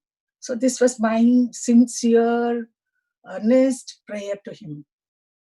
Immediately, all of a sudden, he just got back to his consciousness, and he said, so you put me into the other bed. I don't want to lie down here. So I changed the bed, and I changed everything. And then that was the point of recovery for him. And then he recovered very fast. And then that brought him to his senses, saying that there is some power above all of us. There is something in Swami. So he started believing in that. So I don't say that everybody should go through a hard way. They can learn, or they can go to Swami in a very pleasant manner also. That is mine. And I believe I don't force anyone to, even to my children. Only by observing me, what I'm doing at home, or how I do things with how I deal with people, they have learned it. That's all I can say. And they have started believing in Swami. Yes, Kunjaran?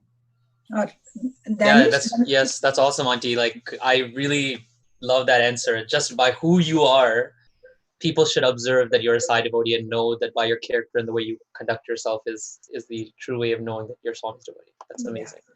The next question we got in was, how have you benefited from Swami's teachings in your real life, in your day-to-day life? Yeah, actually, it has impacted my life. I don't say it is benefited. It's impact. Life has taught me a lot by Swami, by coming into contact with Swami. First of all, I should say that he has given me that spiritual stamina and the fearlessness and the courage to face any challenges in life. My life has not been a smooth one. I have gone through a lot of adversities, separations, disease, death, everything I have seen. But still that kind of firm faith in Swami, which has brought me to this level that I am ready to face anything. Whatever comes to come, it will come as a prasadam to me. That's all. And I have tried to accept things as they come. The acceptance of things, that is the important thing in life. What we do is, we want a certain result to take place. We want certain things to come to us. We are very firm about that. That will not work out. Sometimes it works out to your favor. Sometimes it doesn't. But whatever comes is his prasadam. That I have learned from him, and which is helping me to go through life. Yes. Thank you so much, Aunty. So, what are some bhajans that Swami has sung, which he has inspired you to compose? Maybe you can sing the first line of each of those bhajans, and maybe share the story behind one of those compositions. All of you have heard, I think you see people sing Shuklam Baradaram Ganapati Mantram, Amba Shankari. Please sing, Aunty, please sing. The first line of each bhajan. Okay. Yeah.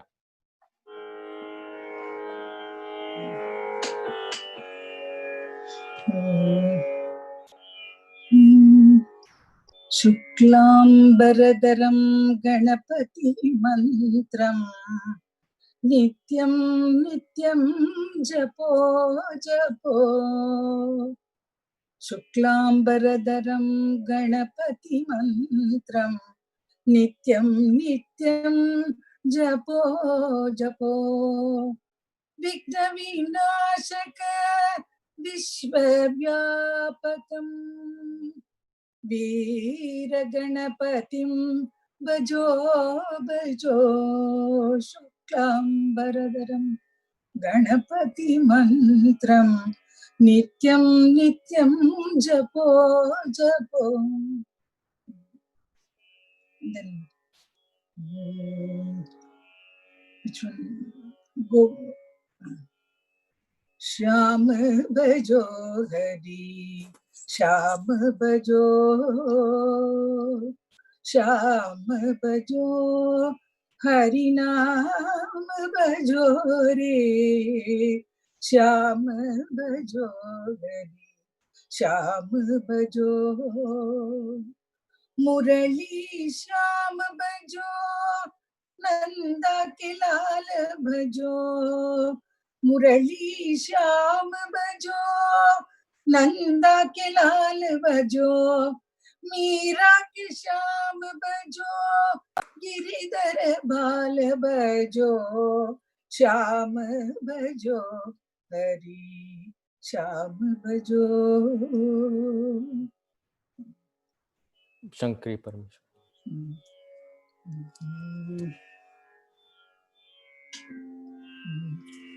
Shankari Parameshwari, Shashi Shekhari, Amba.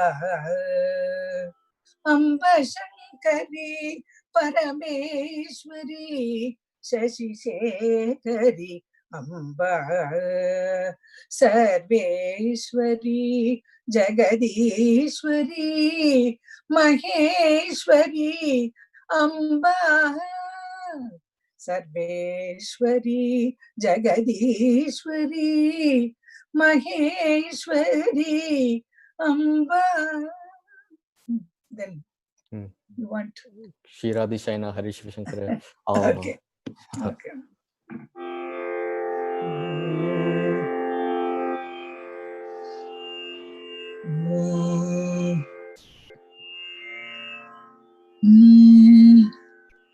Shiradi Shayana Narayana, Sri Lakshmi Ramana Narayana, Shiradi Shayana Narayana, Sri Lakshmi Ramana Narayana, Narayana Hari Narayana, Nata Jana Paripala Narayana, Vaikuntavasa Narayana, Vaideki Mohana Narayana, Narayana Hari Narayana, Narahari Rupa Narayana.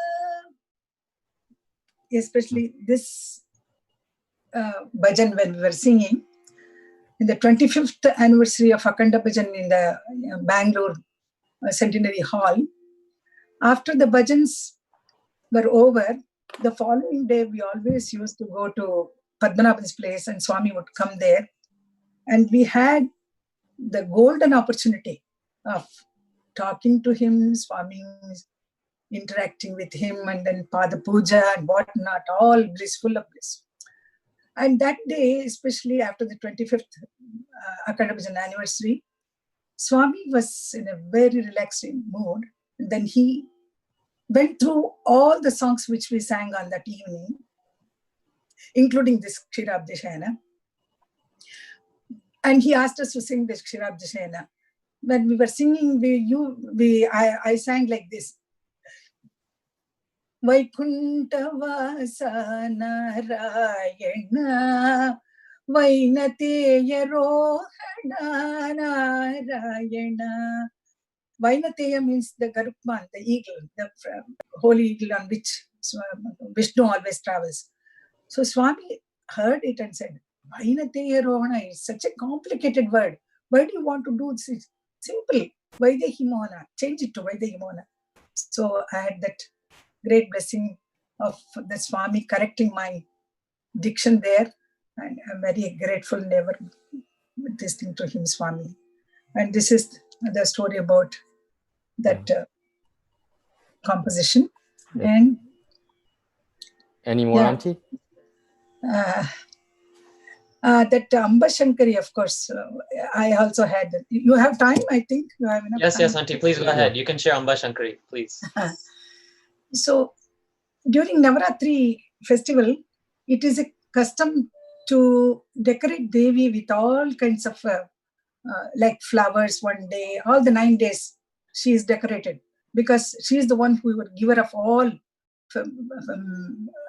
wealth to us. Why we should offer to her?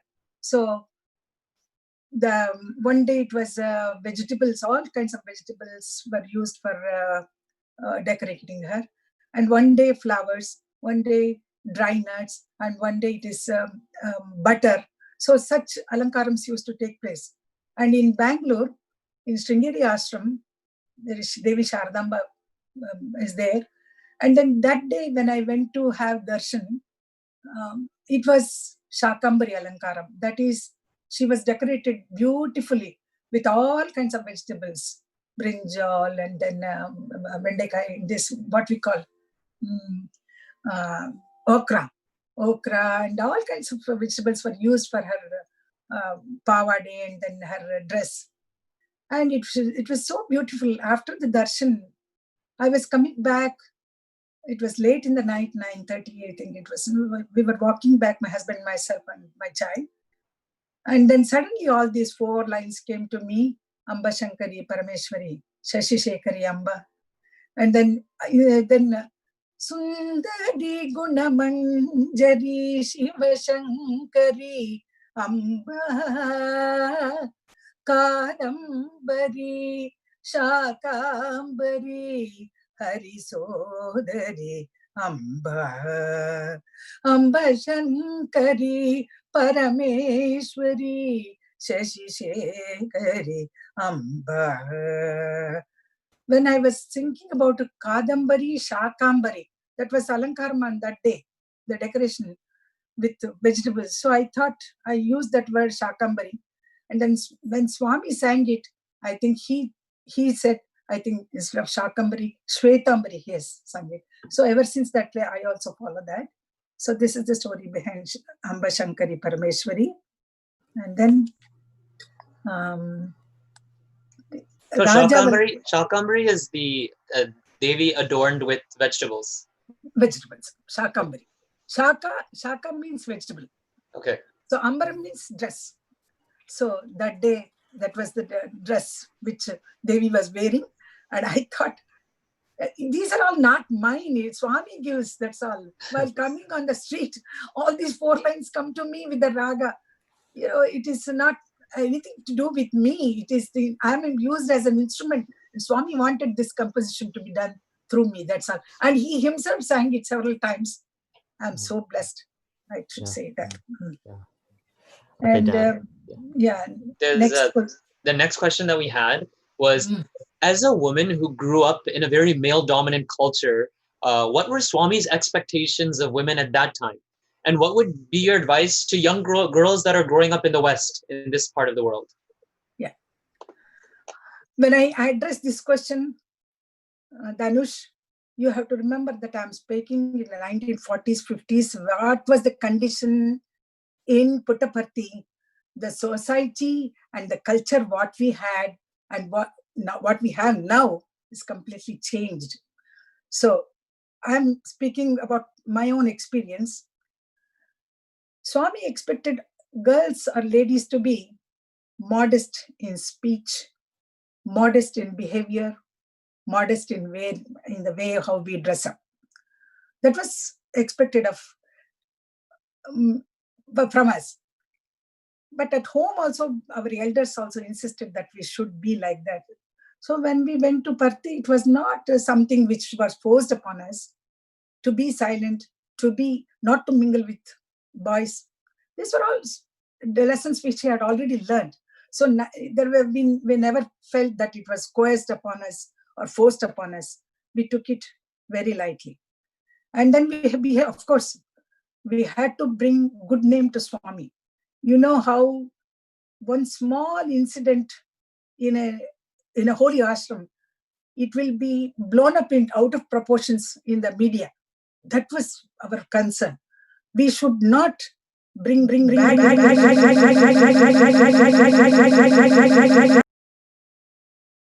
What happened? Sorry. Sorry, Aunty, you can continue. Okay. So we should not bring bad name to Swami or to the reputation of the ashram. So that was our concern. That's why we followed all those things. And I understand the concern of the parents here who are bringing up children. And we live in a society where, children have to adjust to both cultures. At home, we expect them to be like Indians or Sri Lankan culture. And when they go out, they have to mix up with their friends and they have to please them. That's the most important thing. But just for pleasing their friends, they dress up like that. And then they want to behave like them. So it's a peer pressure, and then they're in between two cultures, they are caught. And I'm not a great advisor to anybody to talk on these matters, but still my own experience in bringing up my granddaughters here in the Western society, I feel we have to instill good values in them and teach them that they belong to a certain family, and the family traditions are very important, family values are important. And Swami has given us beautiful, good human values for us. And when we can teach all these things to our children. And one more important thing is what I have experienced is trust. Put the trust in your children. They will never go astray. When they know that our parents are trusting us, they will never go on. So that's how I have experienced my both granddaughters. We trusted them and we used to send them out. But I'm very happy. Both of them have turned out to be such good children. They are on their own. They have become good physicians now. And I'm really very happy about it. So I think if the children, and moreover, parents have to be a role model. That's how children will definitely follow their parents.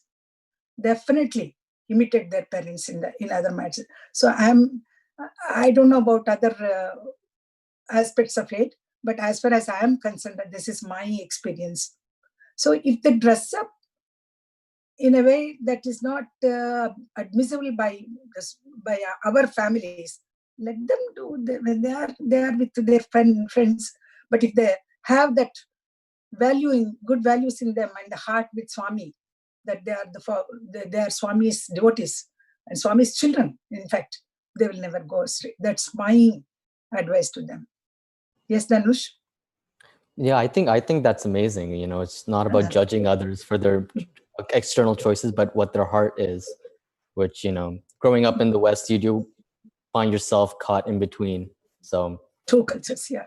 Yeah, thank you for that answer. So next question. How would you say your relationship with Swami is like today, in contrast to the time you spent with him in the physical presence back then? Yeah. During the earlier years, when I was small, when I was young, we came into contact with Swami. But for us, Swami was, at that time, we didn't realize, we were not mature enough to realize the divinity in him. We just thought that, he was our mentor, he was our family member, and we used to run to him for all our problems. He would try to suggest solutions for our problems, even regarding our marriages, our college education, everything we used to consult Swami. It took us a long time for us to realize that Swami was something different, something above all we cannot comprehend him. That kind of realization came later on, but in the following years, about 50s and 60s, we were so much involved in Akhanda Bhajan and then singing for Swami, and we had very close access to Swami. He would interact with us, he would inquire about our family, and everything was given. And so he was very close to our hearts. Later on, Swami himself said, when the crowds increase, you may not be able to come so close to me as you are doing now. You have been very lucky persons to be with me now. And when the devotees come in large numbers, you will be able to see only my hair from a long distance. Then don't feel that you are ignored or you're neglected. It is your good luck now you are here. And then later on, you think about me and your experiences, relive those experiences and be happy. That's what we used to do. And whenever we used to gather, we used to live, bringing back to our memories all the good experiences we had with Swami. Then we spent our lives. Of course, after Mahasamadhi, his physical presence is not there. I felt like everybody else, I also felt really very bad about it. And then, we wanted Swami forever for us. But he lives forever for us. He is always with us. And realize this physical attachment should be given up. Swami is there in spirit, and always he is present with us. He is in our hearts. He is in our souls. So why should we think about that? And later on also, some experiences when I felt the presence of Swami, sometimes it is through reading some book, discourses about Swami, so Swami's discourses, or through someone, or through some other agency, I have always felt that Swami was there with me. Recently, what happened was last year, I think Kuncharan was also there for the Region 2 retreat. I was invited to speak, but first I refused because the circumstances in my place was not very good. So I refused first. And then later on, I decided, my daughter-in-law said that you should go and then participate in the retreat. So I went there. And then I went to bow before Swami to get his permission to talk about my experiences. I was blessed with a beautiful flower dropping from Swami's picture, and then he blessed me like that. So on many occasions it has happened, not only once. He comes and to my rescue always. That's that kind of firm belief that he is there in our hearts. He is always present as a guide, and he always tells us that he has given me that inner voice, the developing of inner voice, which is very important for anyone. The inner voice tells me always to discriminate what is right and what is wrong, how to go about it. And then if I listen to it, then I'm very happy. Sometimes what happens, in spite of our willingness to listen to it, and sometimes we don't, we just ignore that voice, but it's not good. It's not good for us at all. If we ignore, then we are in trouble. That I have realized. So that is the... Yeah, I remember that retreat.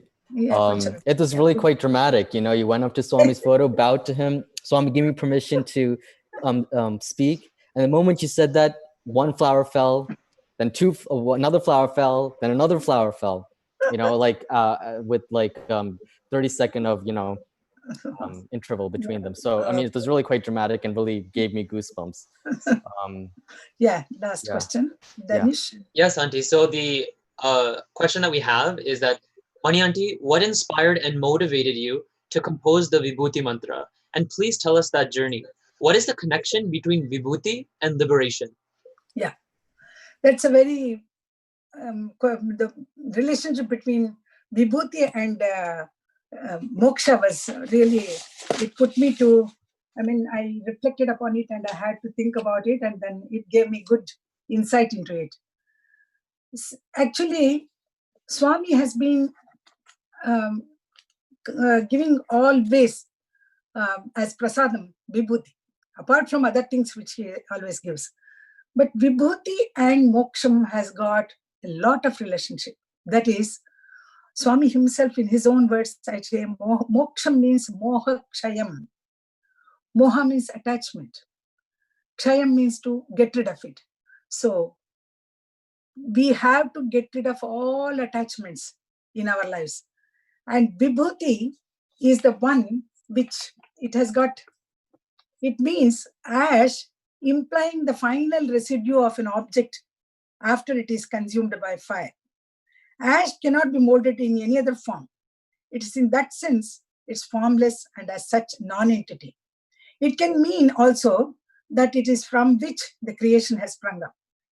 So Vibhuti's true meaning would convey, in our spiritual journey, we reach a stage where no desires are left.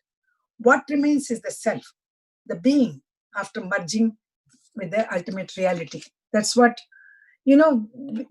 Swami gives the Vibhuti and reminds us that we are nothing, we are transient in this world.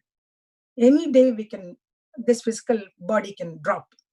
So what is important is you are the self. Realize it when the body is there.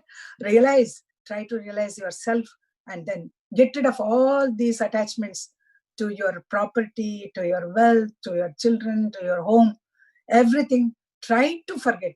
It's difficult, of course, I know, but we can be on the spiritual journey, and then we can try to do several things.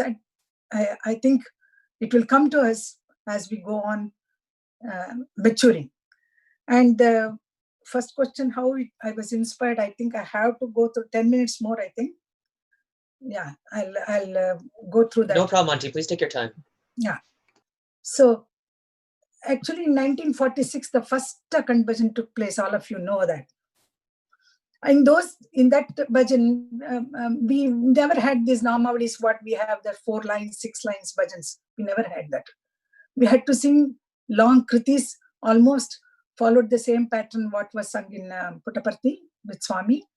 So long kritis like Sri Ganesha, Shivani Kumara, and Sai Ram. So those songs were quite with 2 stanzas and then we sang all the kritis for 24 hours. And some of our friends came also to help us, and they also sang. It was a Akhand Bhajan. Swami was there with us. All the 24 hours he stayed with us. And then after the bhajan was over, and then I should say this also, because it is very important. The food which we had prepared was very little, because in small quantities we had gathered during those ration times. We had to pick up, we could get only a small quantity of rice and sugar from the ration card. So we had collected the grains, and then we had done, our elders had cooked only a small quantity of food. But the crowds were in such great numbers, we were wondering how to feed all of them. Swami was there. Swami came to the kitchen, and then he saw such small quantities of food. He put his hand on this, and then he said, Akshayam, Akshayam.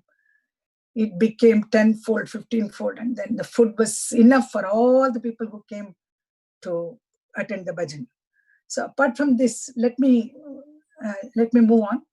After what happened, Swami said these kritis cannot follow this songs. So why not we shift, take one name, that is Sai Hare Baba Hare. With these 2 bhajans, why don't you do the things? So so with that Sai Hare Baba Hare, we had to sing bhajans for 24 hours. So our elders and myself and my other friends also, we all sat down before the Akhand Bhajan, and then we planned in such a way. All the Sai Hares were sung in different ragas and different talams, like that. That year the bhajan was also over. After that, Swami said, instead of Sai Hare, why don't you use Rama, Krishna, Shiva, Maruti, and Devi, and then compose bhajans in these on these deities, and then start singing. So that's how this Namavalis originated. Then we sat, and then during those times we did not have that kind of singers who would compose and then would provide us with 24-hour bhajan. So what we thought was, as soon as we saw some lyrics, we would compose some raga, and then we would sing. Like, Chanda Kirana Kulamandana Ram Srimad Dasharatha Nandana Ram, Kausalya Sukhavardhana Ram, Vishwamitra Priyadhana Ram, Chandakirana Kulamand. So like this, Nama Parayana, Ramayana, that 4 lines were taken and some. And Govindeti Sada Snanam, Govindeti Sada Japam. These are all lyrics which we found.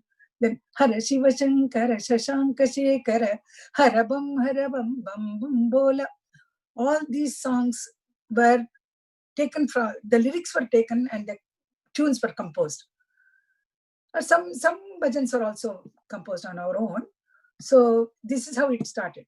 One day my friend, during 1958 bhajan that was held in Vasavi Dharmashala in Puttaparthi, in Bangalore, she came, Sucharita her name is, and we all grew up together and we are very close to Swami. And she's a great devotee and she's written books about Swami.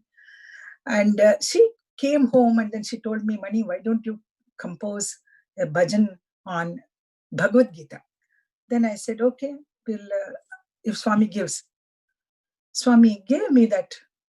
Gita Sarame Bhagavan Sai Namamu, Gita Tattvame Sai Bodha Marmamu, Gita Dhyaname Param Sakala Janma Sarthakam, Gita Paname Madhuram Parama Pavanam, Gita Dhyaname Sakala Janma Sarthakam, Gita Dhyaname Bhagavan Sai Namamu. These 4 lines came to me and I wrote it down and then I taught my friends.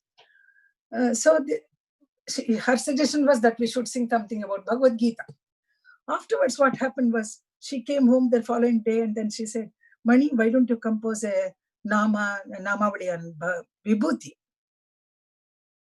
That was a strange question, of course. Swami's sankalpa, that's all. He brought that inspiration to her and she made me, and Swami made me an instrument through whom he has sung this Vibhuti's mantra. So while I was doing my daily chores and then I was washing my clothes, in those days, how, we used to beat the cloth on the, no washing machines there. So I was washing my clothes, then suddenly Swami gave these 4 lines to me saying that Paramam Pavitram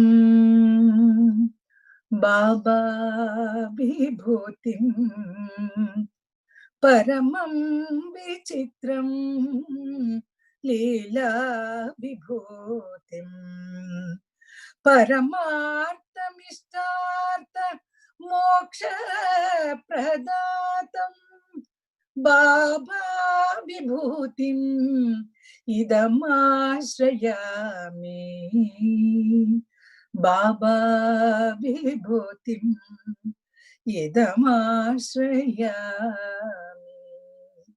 These 4 lines came to me with the raga, with the talam. So we sang it during Akhanda Bhajan in a session, and Swami must have heard it. And then following day, as I told you, we had that opportunity of Swami doing the Pada Puja to Swami. While we were doing the Pada Puja, the same songs which we sang the previous day, we used to sing it again so that Swami can hear it. When we sang this song, while doing the puja, so he heard it very intensely and then he said, oh, you people sing all kinds of bhajans, Baba. He said like that. In Telugu, Meer ememo paadtaru, emem bhajanlo paadtaru meer. He said like this. And then Professor Kasturi was also there. I think afterwards Swami must have discussed with him. And then Professor Kasturi said, Amma, this is like a mantram. Swami appreciated it very much. He told us. Later on, everything was forgotten about all those things. When in one of those occasions in Navaratri festival in Parthi, Shirdi Baba's life history was enacted by the college university students, and they were all and one of the occasions when a devotee comes to Shirdi Baba, who he has come to Swami to cure his disease, leprosy. He's a leper, and he comes to Swami and says, Swami, cure my leprosy. Then Swami advises him, saying that Paramam Pavitram Baba, he gives him Vibhuti to smear all over his body. And this was used on that occasion. Of course, Swami was the director. He used this song to, as if Baba is telling that leper. My friends who were sitting in the audience, they heard it. And then they wrote to me saying that Swami has accepted this composition. I was in North India then. So they wrote to me about explaining all this situation. And I was very blessed and I was very happy about it. Afterwards, what happened in 1965 when the organizations came into existence? Before that, we never had this centers and the president and the secretary. No, it was not there. We used to sing bhajans on Thursdays or any day whenever a devotee wanted it. And we also always used to go there. And when the organizations came into existence, I think Swami insisted that Vibhuti is the only prasadam which should be given in the centers. And while giving this Vibhuti prasadam, this song, this mantram should be sung thrice. That is Swami's instruction. That's how it came into existence. I think Swami's grace, that's all I can say. He had so many learned scholars around him, but to bless this small contribution, of course, he is the one who has composed it. Through me, it came. I'm very grateful to Swami. That's all I can say. So that is how Vibhuti came into. Vibhuti song is sung all over the world now. And he instructed that when the Vibhuti is being distributed to devotees, this song should be sung. When the format came, the president, secretary, and all those things, which there before that 1965, there was no organization as such. We all had, of course, not that we are not following discipline, we were following discipline, but now because the number of devotees increased, naturally we had to come out with some kind of organized way. That's how it is sung there. Yes, Kuncharan. Thank you so much, Aunty. Just one last question before we end off. As you said, Aunty, Swami has graced you to compose and tune so many Sai bhajans, including Mita Smita Sundara Mukharavinda, Bhajo Madhura Harinam Nirantara, Jayuta Jayuta Rama, Ranganatha. There's so many bhajans that our center sings on a regular basis. Aunty, what is your most favorite composition and why? Why is it your most favorite composition? And would you sing it as well? I don't have anything special, Kuncharan. All are special bhajans for me. I don't have anything particular that I should. Swami has graced it, that's all I can say. Swami has blessed me and I'm very happy about it. If you want me to sing anything, I can particularly. Jaitu Jaitu Rama I will sing. Yes, please, okay. Please. Jayatu Jayatu Rama Janani Janaki Rama Jayatu Jayatu Rama Janani Janaki Rama Janana Marana Bhaya Klesha Vinashaka Janana Marana Bhaya Klesha Vinashaka Raghupati Sita Rama Rama Ramiti Rama Raghupati Sita Rama, Rama Rameti Rama, Jayatu Rama, Janani Janaki Rama. That's okay. Auntie, can you just, sorry, just to take 2 more minutes of your time, do you mind singing Kasturi Ranga and just explaining your experience? You had shared that with Kunchan and myself, and I think the devotees would love to hear that. Correct. You have enough time? Yes, please go ahead. Please go ahead.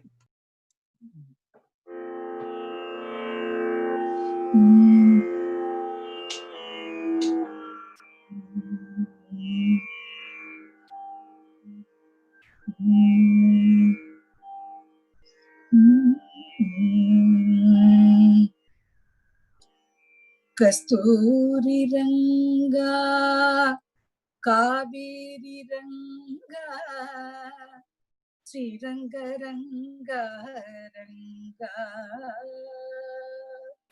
Kasturi Ranga, Kaveri Ranga, Sri Ranga Ranga Ranga,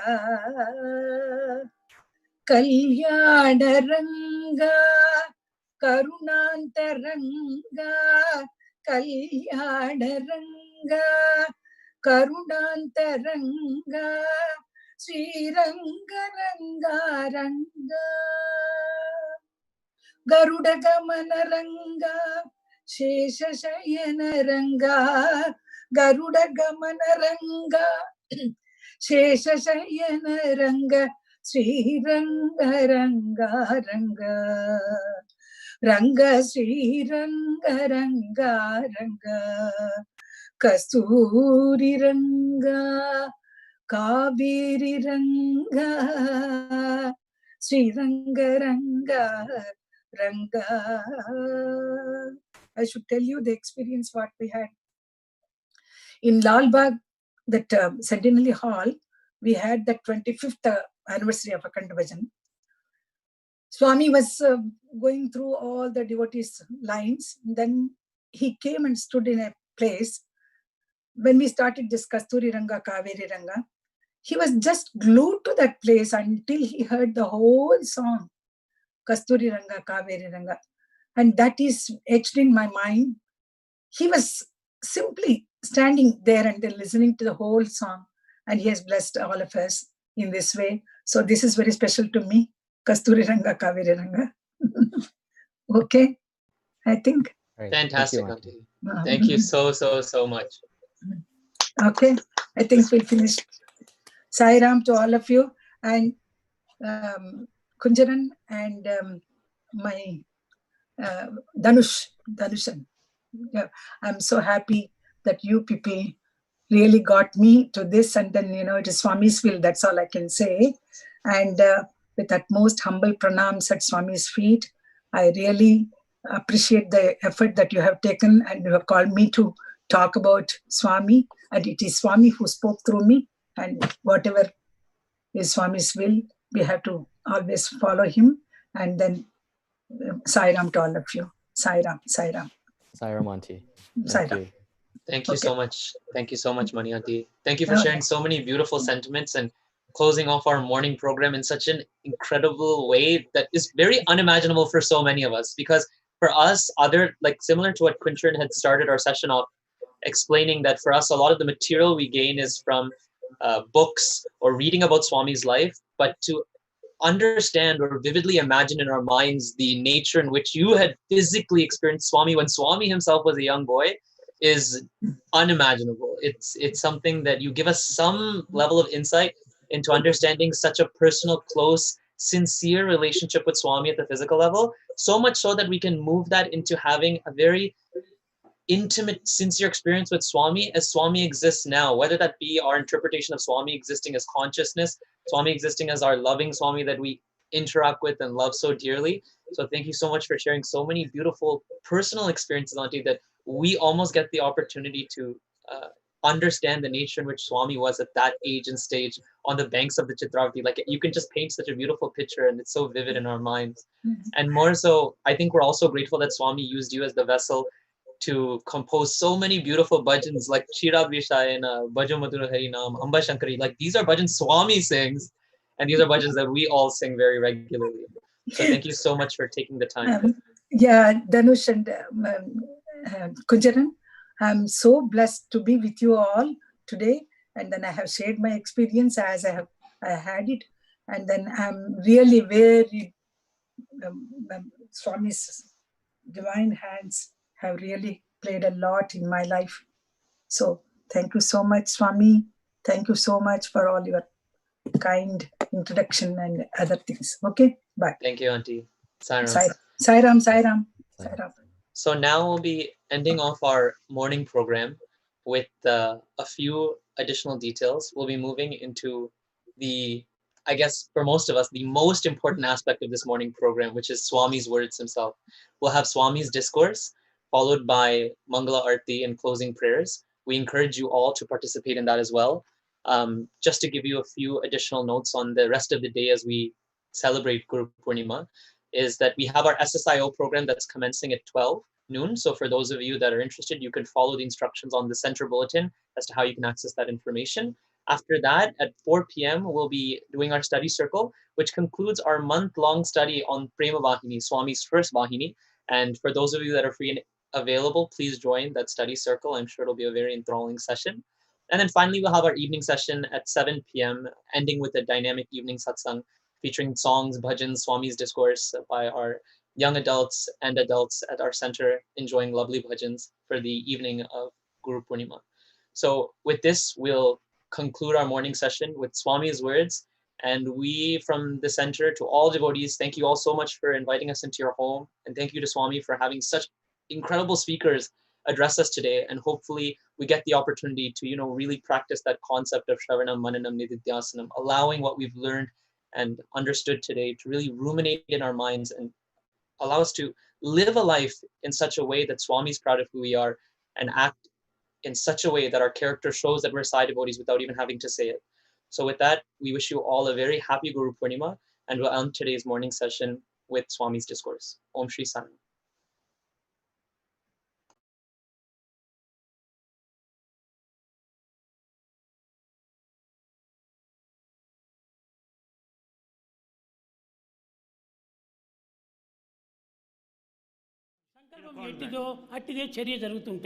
As is your thought, so is the action. As is the action, so is the reward. And as is the reward, so is the destination.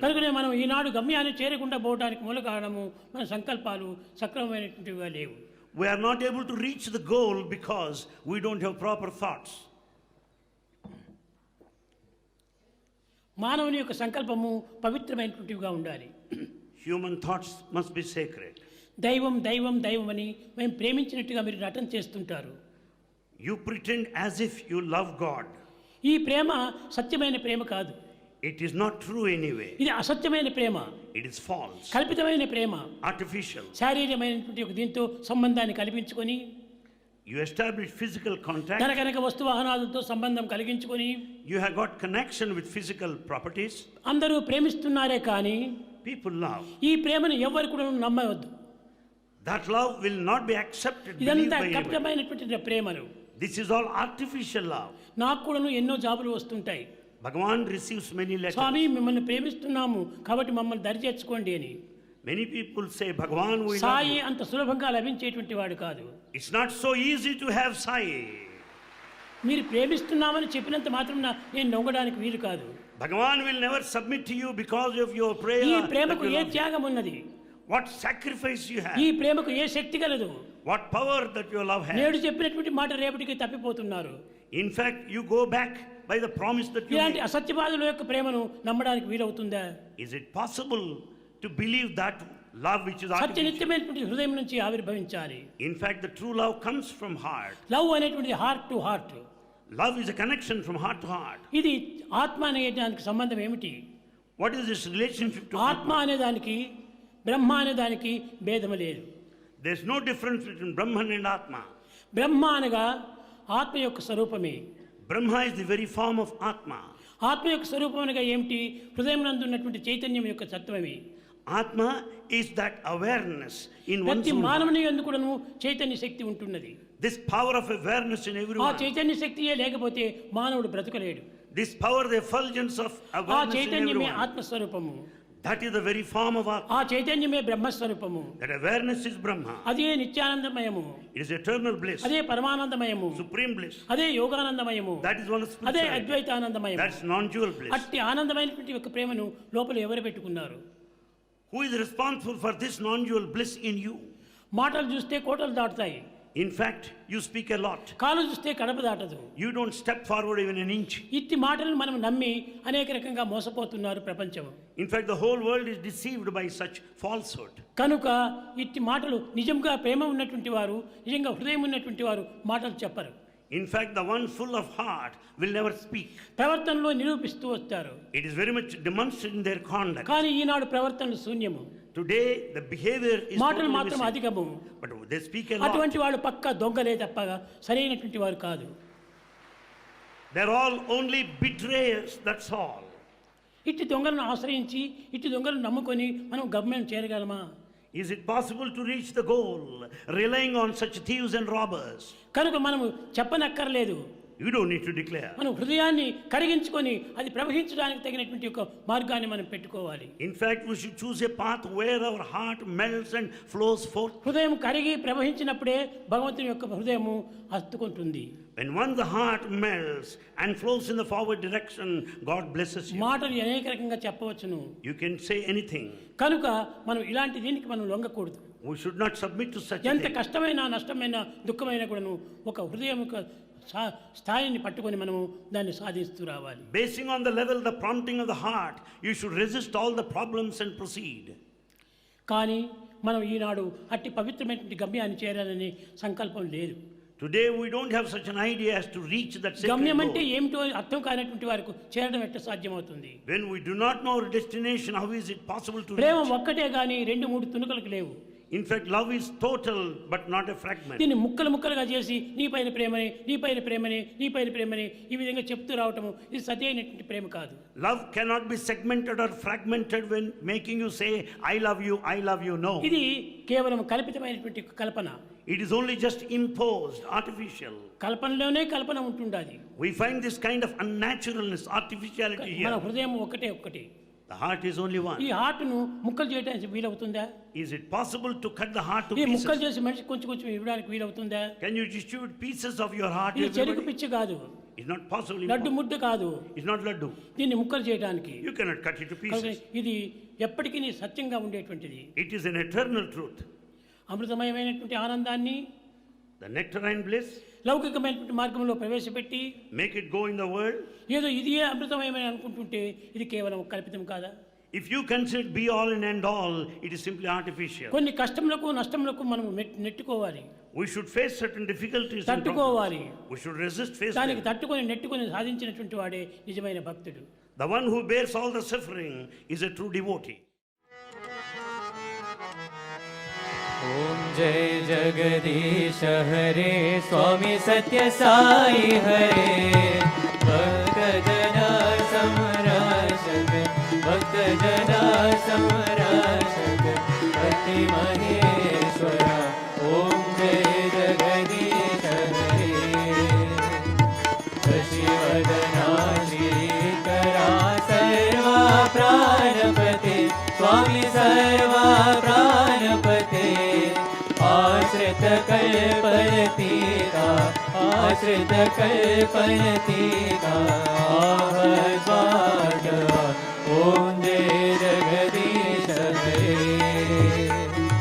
मात पिता गुरुदेव मुमरियंतयो नीवे स्वामी मरियंतयो नीवे नाद ब्रह्म जगन्नाथा नाद ब्रह्म जगन्नाथा नागेन्द्र शयना ओम जय जगदीश हरे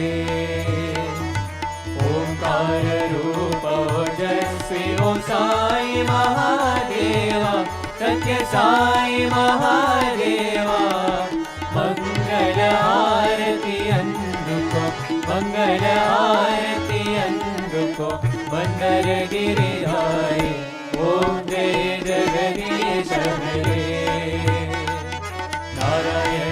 नारायण ओम सत्य नारायण नारायण नारायण ओम नारायण नारायण ओम सत्य नारायण नारायण ओम नारायण नारायण ओम जय सद्गुरुदेवा नारायण नारायण ओम सत्य नारायण नारायण नारायण ओम नारायण नारायण ओम सत्य नारायण नारायण ओम नारायण नारायण ओम जय सद्गुरुदेवा नारायण नारायण ओम सत्य नारायण नारायण नारायण ओम नारायण नारायण ओम सत्य नारायण नारायण ओम सत्य नारायण नारायण ओम जय सद्गुरुदेवा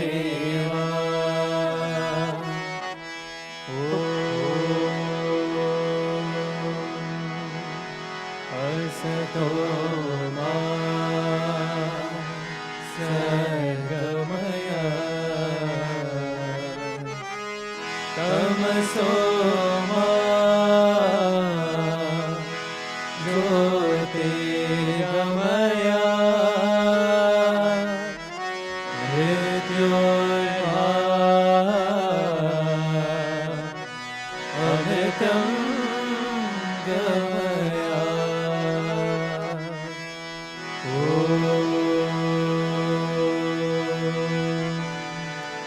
समस्त लोका सुखिनो भवन्तु समस्त लोका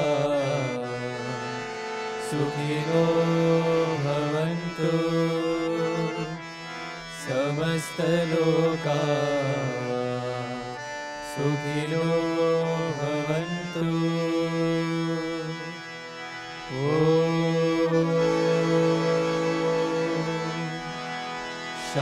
शान्ति शान्ति शान्तिः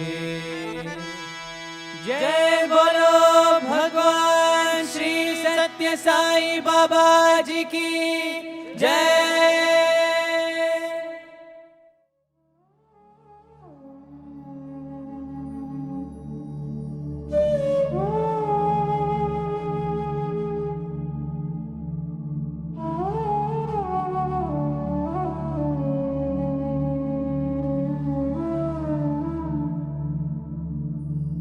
Oh